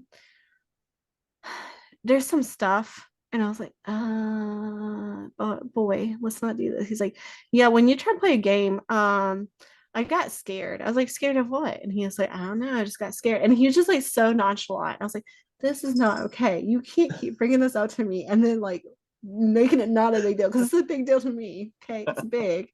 But he was like, yeah, it's just weird stuff. And I was like, oh, cool, cool, cool. And me trying to be like the mature mom that was just being like, it's fine, buddy. It's nothing. It's literally nothing. He's like, okay. And it's not happened since then. I've played in that spot. I haven't played in a while, but I've played in that spot a ton of times and never saw it again. But that was also the same week when he saw the people in that room with my bedroom with me when I was folding clothes. And I was like, oh, I'm so stressed out. So creepy. So stressed out. My nerves were like up here. I bet. I told my husband, I was like, you can't travel for a minute. I was like, the kid's creeping me out. I can't deal with him. So, side note Mm-hmm. for like you and your sister's depression. Mm-hmm. So I just started getting in because I I have depression as well. I mean, everybody really does technically if Mm-hmm. you really think about it. Um, but a lot of people like you and I feel like, especially your sister, from what it sounds like, it gets a little severe at times. Mm-hmm. So I stumbled across this ice baths. Mm-hmm. I heard about it on Joe Rogan, um, and so I started doing it, Mm-hmm. and the Mm-hmm. depression just gone. Oh, really? That's Yeah. amazing. I would love to So try it. I mean, I'm at I'm at a place right now where I'm not depressed, but that doesn't mean Right. that it won't come There's a back. But lot my of sister, I'll definitely mention that to her. there's a lot of other benefits other than that. It's good for your body. It narrows Mm-hmm. your blood vessels, so like it helps with inflammation. Mm-hmm. I don't know about like your seizures in your brain and stuff, if that would do Mm-hmm. any kind of beneficial thing or if it would maybe harm that, but I know that Mm-hmm. it definitely is. It's good for um obviously inflammation. Like when you get bruised and shit, you put ice on it. So Mm-hmm. like if you have inner inflammation, Yeah. inner buildup or whatever. So it's 11 Mm-hmm. minutes a week, and you don't have to do 11 Okay. minutes at once. So you could do like a minute Yeah. one day or 2 minutes another, something like that. Yeah, I'll check that out for sure. Yeah. Um, I it's not that bad as it used to be. Whenever I had, my brain surgery, I had just had a kid that was really depressing, and then Hmm. 2 years, so in 2021, we got hit by a drunk driver, and Oh then I no. found I had cancer, and then I also had another scare. So I hit like oh my God, Cat. I hit like a really big low at that point because it was like all in like 3 days. Like we got hit by a drunk driver, our car is totaled. Then I found out I had like melanoma cancer, and I was like, oh God. They're like, we don't, I had like, they're like, we think it's spread. Thankfully, it didn't spread, but I did have to get like a really large chunk of my arm taken out. Not like an arm, but just like skin, not like part of my arm. I realized your face, just like a chunk of skin taken out. Yeah. Um, and then I had another little scare, which ended up being nothing. But I was like, oh, okay. Like, and I hit real hard, and it took me a lot to be like, I have to get control of this because, like, Mm. if I don't, it's gonna be bad. And I still have bouts of depression, but my poor sister, I don't know. It's just, it's hard because it's just like I feel like once you get in that and it feels like life just beats you down and beats you down and beats you down and you feel like you're trying to get back up and it just comes back. So Right. I do think with the spirit world, I think that things can sense that you're in a low place and they will become more active. Yeah. So, but I do appreciate that. I'll definitely check it out. I started taking some vitamins and I can't remember what they're name called, but I'll send them to you. But they've helped me a lot with like my depression because nothing wrong with that. I've been on anxiety medicine before and depression medicine before. Hmm. It made things so much worse. I don't know if it's just because I'm already on seizure medication, which makes you much more depressed. Yeah. And it just kind of seemed to just make it so much worse. But I will make sure to send it to you. And then if you want to share it with anybody, you're more than welcome to. But I got them off of Amazon. But Yeah, I'd appreciate that. yeah. Well, I have, I don't know I don't know if it was came from my ex or what, but like ever since I've had been with my ex, I've had like extremely high levels of anxiety, Mm-hmm. and I've become like this overthinker.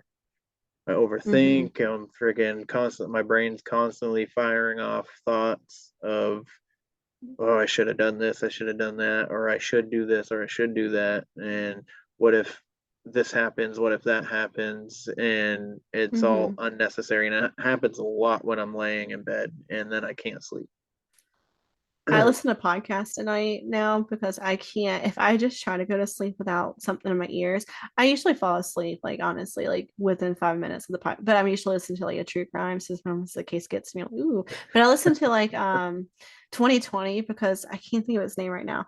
But one of the guys' voice, it lulls me to sleep. I'm Oh, like, you got a soothes. delightful voice. Yeah. Yeah. And so my husband's like, not a true crime guy at all. He's like, how do you listen to this? I'm like, I don't know. It's just like really like peaceful to me. And he's like, that's super weird. But I listen to that or I listen to LeVar Burton Reed's. Yep. So he'll just tell you different stories because I mean, he's just got a beautiful voice, anyways. But if I try to sleep without something in my ear, I will overthink the shit out of stuff. But I just put one ear, and then so if my kid wakes up, I can still hear him. But Mm. I cannot go to sleep without something going on because my brain, it could be the stupidest shit. It's like, remember that thing you did, like super embarrassing when you were 12? I was like, yeah, I fucking remember. Why are we doing this? Like, this is not necessary. You remember that Yeah. time you gave your crush an arm hug? I'm like, yes, I do. Like, please, let's not talk about this brain. it'll sit there and be like, oh, remember that stupid thing you said? I'm like, I do. It's like you should feel bad about it, like so bad that you want to cry. I'm like, that's not okay. This is mean to me. But yeah, it's and then having a kid is the best thing and the worst thing because I'm like, oh my god, all these bad things could happen, and then like that goes and he starts school this year, and I'm like, Mm, everything stresses me out. I'm like, what if somebody bullies? What if he's a bully? What if a crazy person shows up? So it's just like a right. constant like, nah. But yeah, I had to really get a hold of it, and it started kind of coming back these past couple months because they've been a little bit stressful. Yeah. But I started taking some vitamins for it and it helps. And then just like trying to be like, you can't, I just have to tell myself, and I know it sounds shitty because when you're in depression, it's hard, but you have to be like, I'm so mean to myself, like, suck it the fuck up. Like, you cannot fall into this depression anymore because what the fuck are you gonna do? You have Right. a family, you have classes you're taking, like, you cannot fall into this depression. Like, who's gonna take care of stuff? And so that's a hard thing to do. But if you can get to that point, you know, Right. get there. But I've tried meditating. I can't do it. It's not for Yeah. me. And Neither me um or my sister can meditate. yeah, it's just my brain will not shut the fuck up and it's Yeah. infuriating. My husband's one of those people, he's like his brain can just stop. I'm like, I'm so jealous. It's so I, upsetting to me. me too. That is jealous. I would be jealous as well. Yeah. Um, but I know what you mean with like the state of depression and things picking up. Mm-hmm. Um, so when I experienced most of the stuff in my life, I had it was shortly after I tried to take my own life when I Oh, was I'm 9. sorry. Um, I didn't fucking do it very well, or because I'm still here. Um, Oh. but I tried a second time a few years later, and then I just ended Mm-hmm. up fucking up my stomach, and I spent like an entire day in the hospital with a fucked up Oh. stomach, and then I couldn't play football, and um, that sucked even worse because I was just sitting on the sidelines watching the games.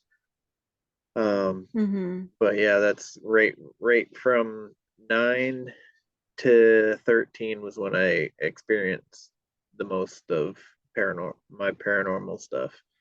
Um, Oh, really? Yeah. yeah, like so right like That's even worse because like you're a kid, which I feel like makes you very vulnerable to paranormal stuff. hmm But then also to be in a depression, that's a hard time, and it seems like it's really you're gonna be so much more open to seeing these things, even if you don't want to be open to it. yeah, yeah, because I think it was probably like a week or two after my first attempt. I was sitting on the swing set in the backyard of my grandparents' house, and all of a Mm-hmm. sudden I could hear like the chain of the other swing, and Mm-hmm. like out of the corner of my eye, I could see that somebody was there. And I turned my head, and it was this old guy, and I could see through him, and I couldn't like make out Mm-hmm. any facial expressions or features or anything like that. And he was either crocheting, so he had those two needles and Oh, the yarn, yeah. or he had a bowl of noodles. So whatever he had was stringy. Um, and I was staring at him, and he just goes, "Be patient." And I said, Oh, "About what?" And he goes, "You'll know." So I wonder if it's just like a life thing, like be patient with everything, yeah. That's or so it's heartbreaking, and that's so beautiful that like you had that moment. That's amazing. yeah, I've never really knew what to like make of it. You know what I mean? Like, cause I don't Mm-hmm. know who that old guy was. If it Yeah. was like a family member or something, I don't know. Yeah. But Yeah. I Well, know I didn't want to I didn't want to bring it down, but whenever I was 5, I was really young and I tried to take my own life. I'm 5 or 6, I'm sorry. And of course that's it's very wicked young. yeah, I was very unsuccessful at it because the way I won't go in the way I tried to do it, but I was very young. And then whenever I was 14, I tried to do it again, and I snuck out of my house, and there's a water tower, and I had decided that's when I was going to do it. And this is my first real experience, but I didn't want to tell anybody because I didn't want to bring it down, But I was about to jump, and there was just somebody there all of a sudden beside me, and they were like, "Don't." And then I looked back, and there was nobody there. And so in the time, I was very religious, and so I was like, "Oh, you know, angel." But looking back, I was like, "That's crazy." But I know what you mean. Like I was 5, and so like you don't realize what depression is, but that's probably I remember when I was had anxiety was when I started when I was 5, and it just stayed until I was like 16. Yep. And then 16, and then when I started dating my husband, my now husband, it really helped out a lot. And then once I was had my first miscarriage, I really fell into depression again. But and then it just ebbed and flowed. And then once I got sick after I had my son, like that was really hard. But so I know what you mean about being young and like you just feel this desire and you don't know why. It's just, I mean, now as an adult, I know why. But as a kid, I was like, I don't know why I feel this way. But once you said that that person next to you, I think that's the most beautiful thing that you could say. Because like I've always kept that to myself because like everybody's gonna think I'm crazy because I tried to jump off a water tower when I was 14.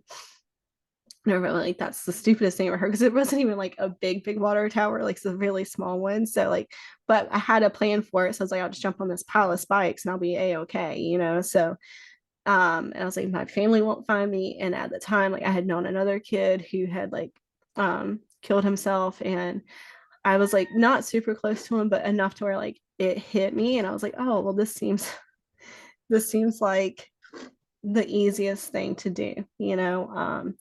So I completely understand, and I don't know who these people are who comes in that moment, but like when you said that, like I could feel goosebumps because I think that's, and I don't even know what this like person looked like who was up there. Um, I just know it's a man, and he was just like, and it wasn't like it was almost like a grandfather scold. Like he was like, "Don't do it." Like it wasn't like sweet. It was just like a very loving. Like when my grandpa as a kid would be like, "Don't do that," like and not mean, but just be like, "That's not smart." Mhm. And that's how it felt. And I climbed down and snuck back into my window. um, so I do get what you're saying, and I'm so sorry that you had to go through that because I know what you're talking about. Um, I weirdly enough didn't really experience anything paranormal at that time, but it's when I was a little bit older. But yeah, it's crazy, and to be that young, and I'm so glad that somebody was there next to you on that swing to tell you not to. Me too. Well, um, so I think I'm just gonna cry every fucking episode now. I'm Um, sorry. I was trying so hard not to cry when you were talking about it because like don't do it. But it got to me, and I wasn't trying to take away from your story, so I hope you don't no, think no, that. no, It's just not like at all. it's hard because like when you say like a lot of people when you say like you try to do something like that at such a young age, they're like, but what did you have? Like what? And at the time, like I blocked out so much of my childhood that I didn't even remember it. I just like there was a chunk of my childhood that I was like, bam, I don't remember it. And there's Mm, still parts where I'm like, I don't know. But I like now as an adult and going through therapy a little bit, I do know. And like, but at 5, I just remember telling my mom, like, hey, I tried to kill myself. My mom was just like, okay. And not my mom's not a bad mom, but like she just didn't know how to handle it. She was like, mhm. okay, well, let's not do that again. And do you want to go to the store with me and I'll get you some candy? And I was like, okay. I, And that's how it was handled. So but to hear somebody also feel that way at such a young age, and um it's it's weirdly like feels good to know that like I wasn't the only young kid to be like, I can't do this anymore. And yeah, um because it is hard to talk to people who, and I haven't had the worst life ever. I've known people who have way worse lives than me, but the things that did happen, it hit me, and at that time at such a young age, I truly didn't know why I wanted to. I was just like, I can't do this. Like, I'm so sad, I'm unhappy, and I felt so much anxiety at such a young age. And like, I grew up in a loving home. Like, my parents weren't perfect, but like, I was lucky to have parents who did love me and care for me and put a roof over my head, but I truly felt so hurt at such a young age. And, whenever you hear somebody else say that, like, you're of course sad about it. And then when you said that somebody was there, I was like, oh my God, that's so beautiful and sad and heartbreaking. And it's crazy. Cause I mean, I haven't really told a lot of people this. Like, a couple of my husband knows and a couple of my friends know, but it's just one of those things that I'm like, I feel like everybody's been like, you're a kid, you didn't know what you're doing. I knew what I was going out to do. Like, I knew what I was Right. setting out to do, like, I was smart enough. Like, was not successful because you're 5, you're not successful at literally anything. Like, you're just stupid when you're 5, and that's from somebody who has an almost 5-year-old kid. But yeah, I'm so glad you shared your story with me, and I'm so sorry that that's where you're at with everything. Yeah. Well, I appreciate it. I appreciate you sharing yours as well. I know my mom doesn't know that I tried. Mm-hmm. So the first time it was cutting, and it wasn't like a clean, like you could definitely tell that it was a cut, like on purpose. I had said that I had fallen out of a tree, and I remember when we were at the doctor's, like, because we didn't go straight to the ER or anything like that, and Mm-hmm. it mostly healed on its own, so it wasn't like super deep. Um, but like I started to go, and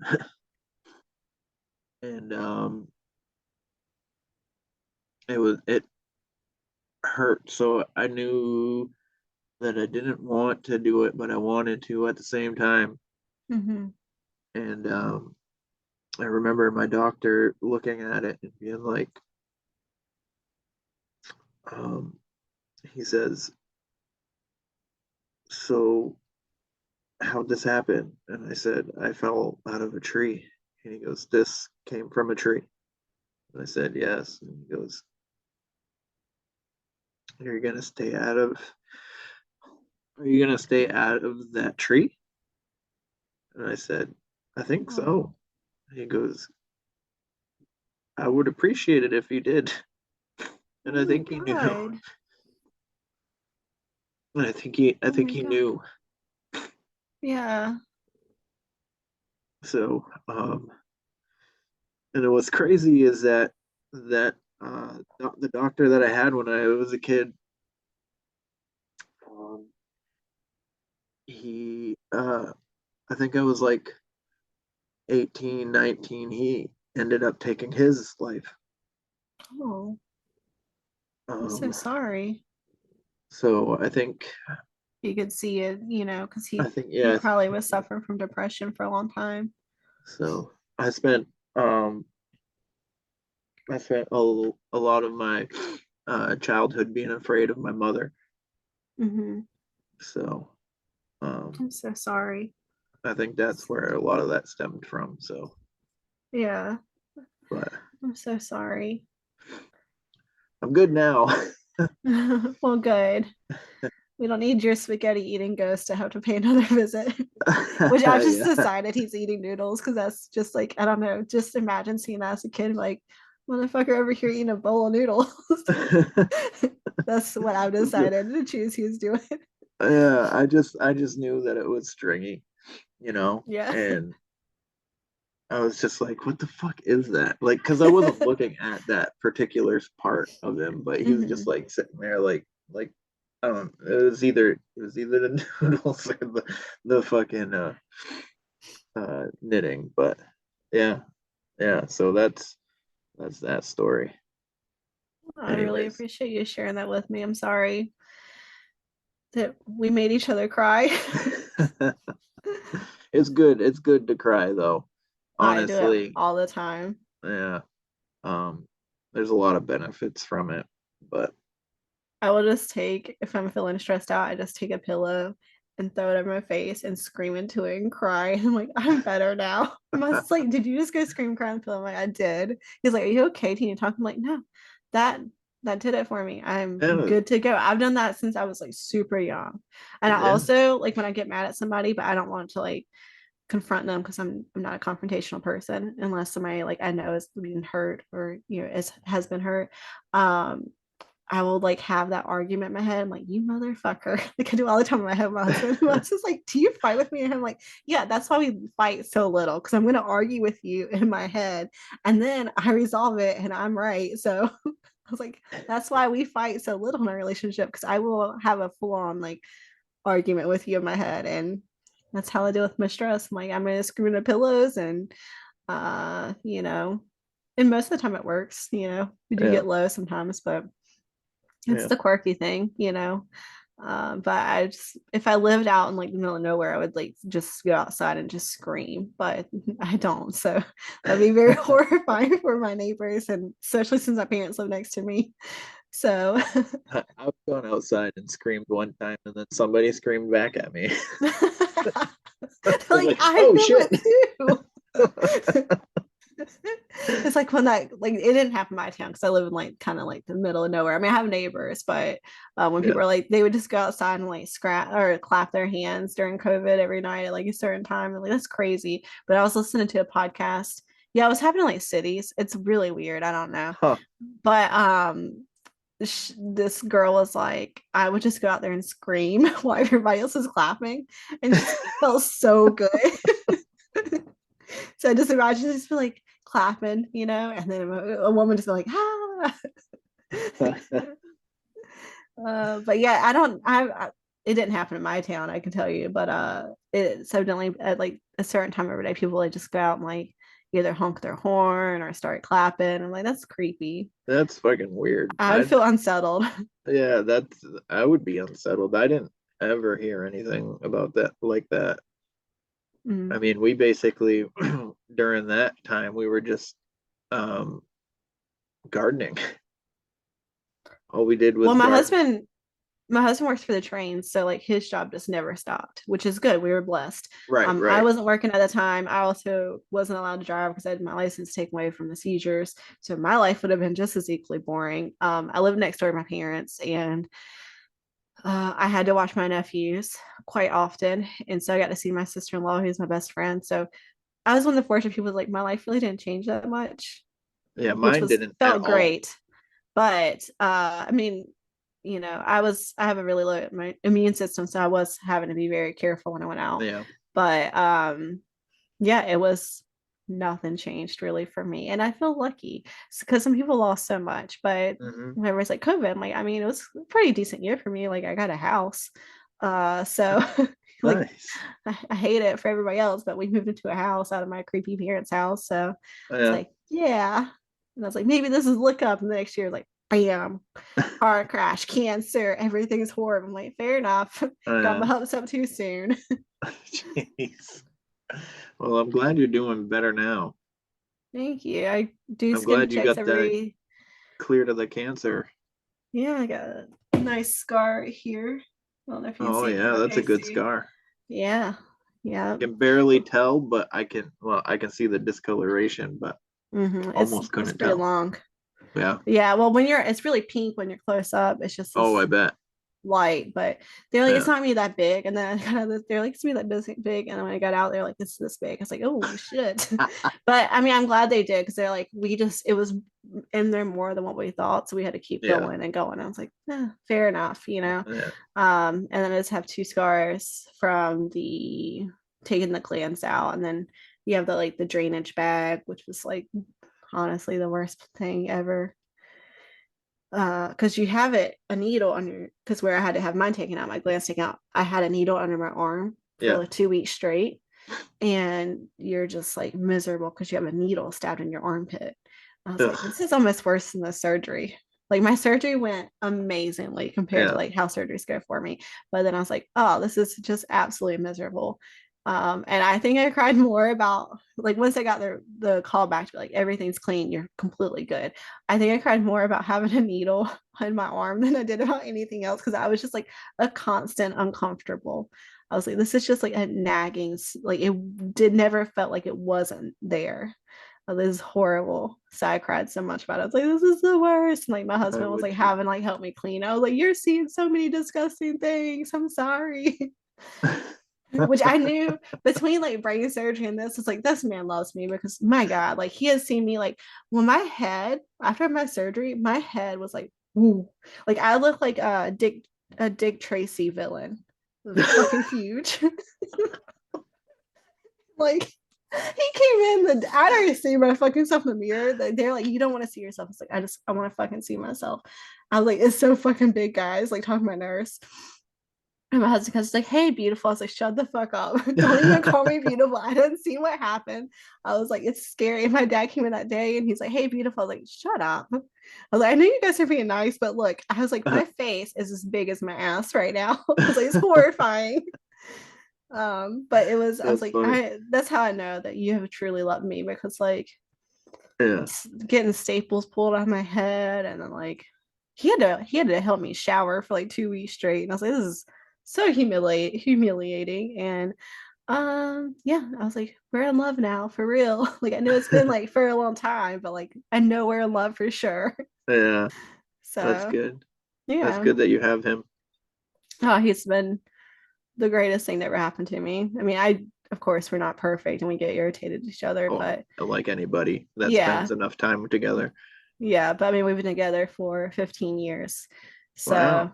You yeah. don't hear that very often, so that's commendable. I commend you for that. That's We were amazing. dumbasses for I mean when you're young and you're dating and you go through your 20s and you're fucking stupid, it is a battle to stay together at some points Oh because yeah. you're an asshole when you're in your 20s. And I'm sorry to any 20-year-olds, but you're gonna be in your 30s or your later 20s like, God, I was a dick when I was 19, 20, 21, or I was obnoxious.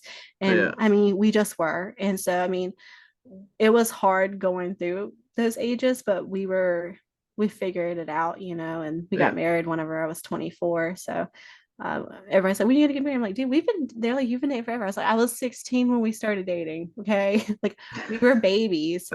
That's why we've been dating for so long. Yeah.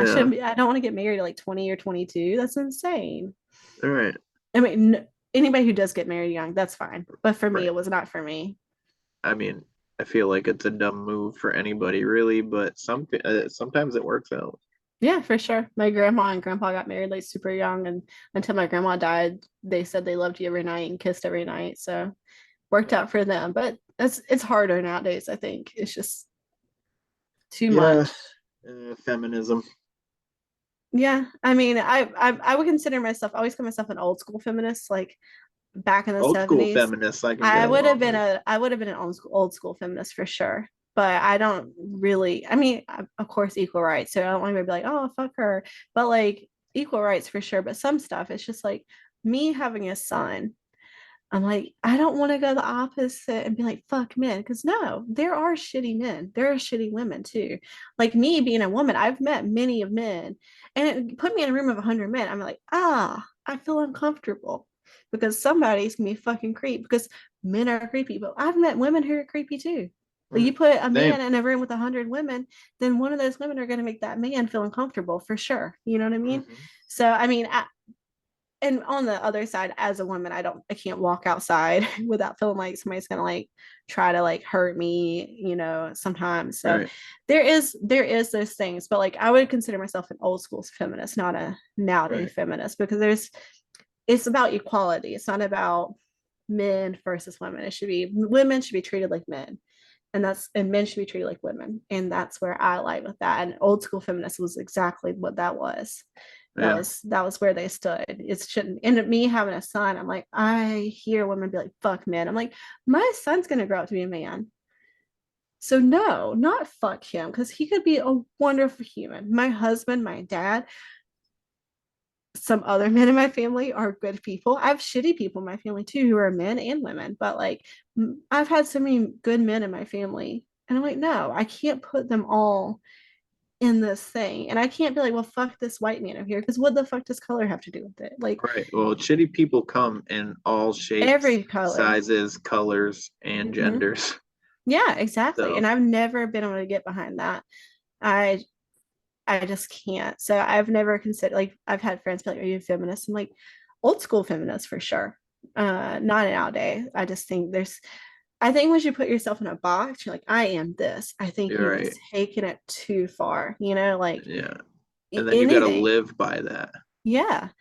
And you have all these like things. Like for me, I'm a very open person. Like there's a lot of things like as growing up, like I was said or did or taught that I now know is wrong and I can accept it. And there's things that people do that I don't agree with at all, but I'm also Hmm. not going to start shit.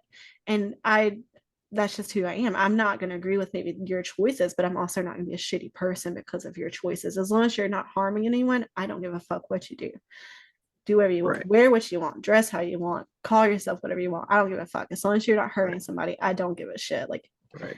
does not bother me. Especially children. You hurt children, then Yeah, yeah, we got some problems. yeah, for sure. I am a firm believer. Like when you see those people's like, oh, I've been in jail because somebody hurt my kid, that'd be me. I would. That would be me If as well. I always said if I found out like I had a death date and I was close to it, then I'd be taking some perverts out with me for sure.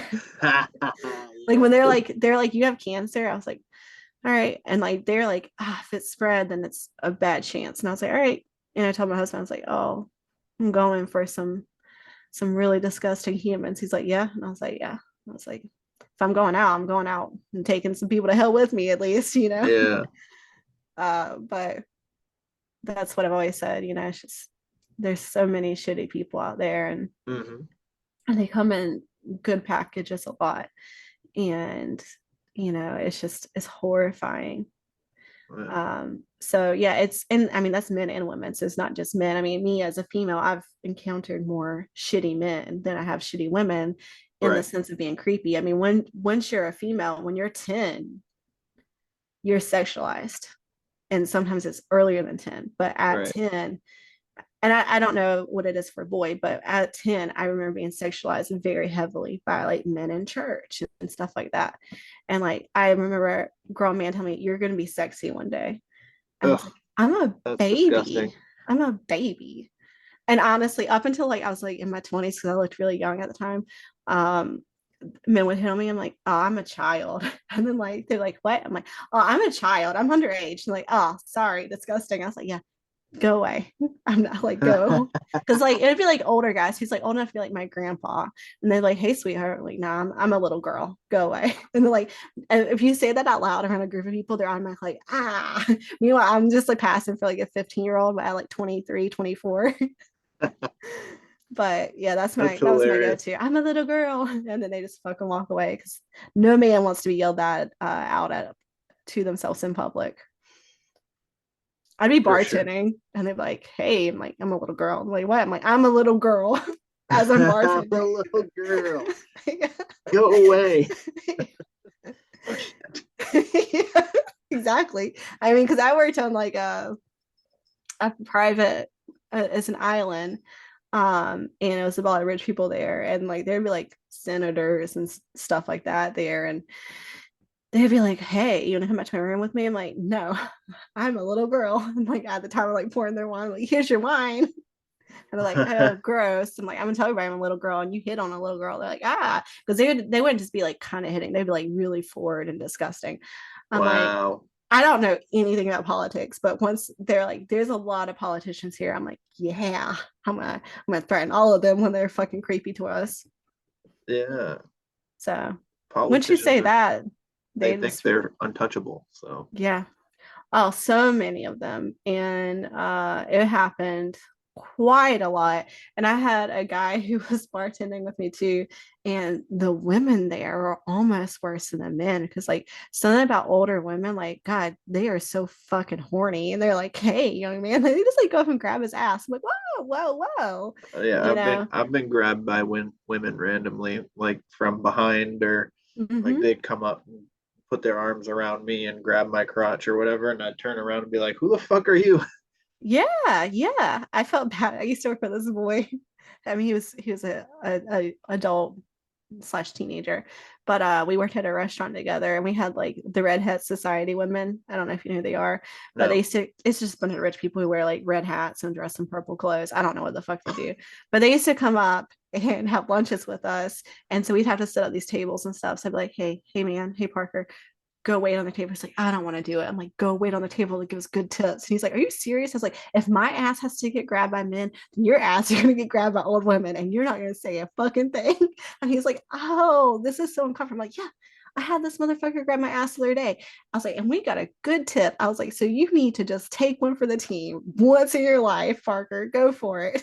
I was like, sexy it up for us. But they were like insatiable. And it'd be like 9 of them. And they're like, ooh. And then they would like draw stuff and like make him bend over. And I was like, get up, Parker.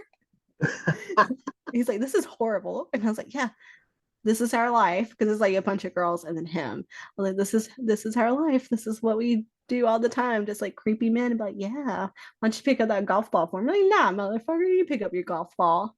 You ain't Yeah, touching fuck that you. shit. Yeah. So, That's funny. So, holy fuck, we are at 2 hours. oh, really? Yeah, man. Yeah, That's awesome. it's been really awesome talking to you. It was awesome talking to you. I appreciate you coming on. You want to tell um, everybody that listens where they can find you? Sure. So we are on Spotify and Apple at A Paranormal State of Mind. I think it says podcast. I don't know. It's a paranormal state of mind. Will pop up. We have like a little purple icon with 2 people on it. And then we are also on Instagram at a paranormal state of mind and TikTok as well. As I've said before, I'm not good at TikTok. So you're just going to get kind of the same stuff you get on Instagram, posted over to TikTok. And but yeah, if you come on Instagram, like I chat with people as much as I can. I've been kind of getting overwhelmed by social media, so I've not been on there as much. Um, but yeah, so you guys just check us out. And usually I have a co-host with me and we just kind of hang out and talk about different ghost stories. Right now we've been doing just a lot of interviews just because we've fell behind. And so instead of just taking off a lot of time, we've just been throwing out some interviews, which has been fun. We've met some really great people. And we've had some good interviews, some not so good, but we've had some that are really good. Yeah. So yeah, I hope you guys check us out, and I appreciate you having us on here or having me on here so much. Yeah, no, I listened to your show and I was like, I hear you talk about some of your experiences, and I was like, I'd Mhm. love to have her on. Yeah, Uh, Too bad that Caro couldn't, or how do you say her name?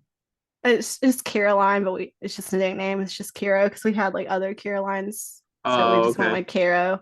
So go by either one, but I just call her Caro. Caro. Yeah, Okay. just take off Yeah, the I wish line. you could have came on, but Hmm. it's Yeah, okay. It's well, when you got to work, you got to go to work. she's a waitress, so when she can make the money, it's Oh great. yeah, fuck. Yeah, yeah. Yep, So yep. Get those tips. the Italian restaurant was calling. Nice, Yeah. So nice. I was like, go ahead, make that money. Plus, Yep. I think they had a date tonight too later on. I was like, you go ahead. Yeah. They're still young in their 20s. So like, I have a date late. I'm like, oh my God. No, I am in bed by the I'm time. I'm usually in bed already. I'm already in my bed reading a book, about to go to bed. So they messaged me the other night, and I was like, there. It was like 11 o'clock at night on Saturday, which is like my late night. And I had just laid back. I just laid down, and they're like, "Oh yeah, me and so is gonna get dinner." I was like, "Oh, it's so late." Why are you getting Mm. dinner at like 11:30? I was like, and I was talking to him. I was like, I remember when I was cool. I remember when I used to do things I late at night. remember when I was cool. Yeah, I was like, I used to be fun. I used to do things. That's funny. Yeah. Oh man. All right, guys, that's the show. This is where the weird ones are. You know how to get me. It's where the weird ones are at gmail.com, or get my Instagram where underscore the weird ones are. If you're interested in jumping on the show, I would love to talk to you. So hit me up. Again, this is Michelle, stumbling over my words. A Paranormal State of Mind podcast. Definitely go check her out. I've been listening to a couple of her latest latest episodes. So it's really good. I enjoy it. So I think Thank you will you. I too. appreciate it.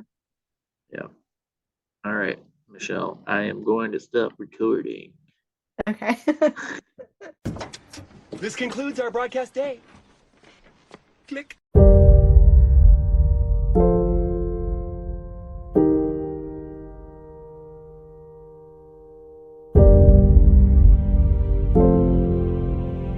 Because in the end, none of us have very long on this earth. Life is fleeting. And if you're ever distressed, cast your eyes to the summer sky. When the stars are strung across the velvety night, and when a shooting star streaks through the blackness, turning night into day, make a wish.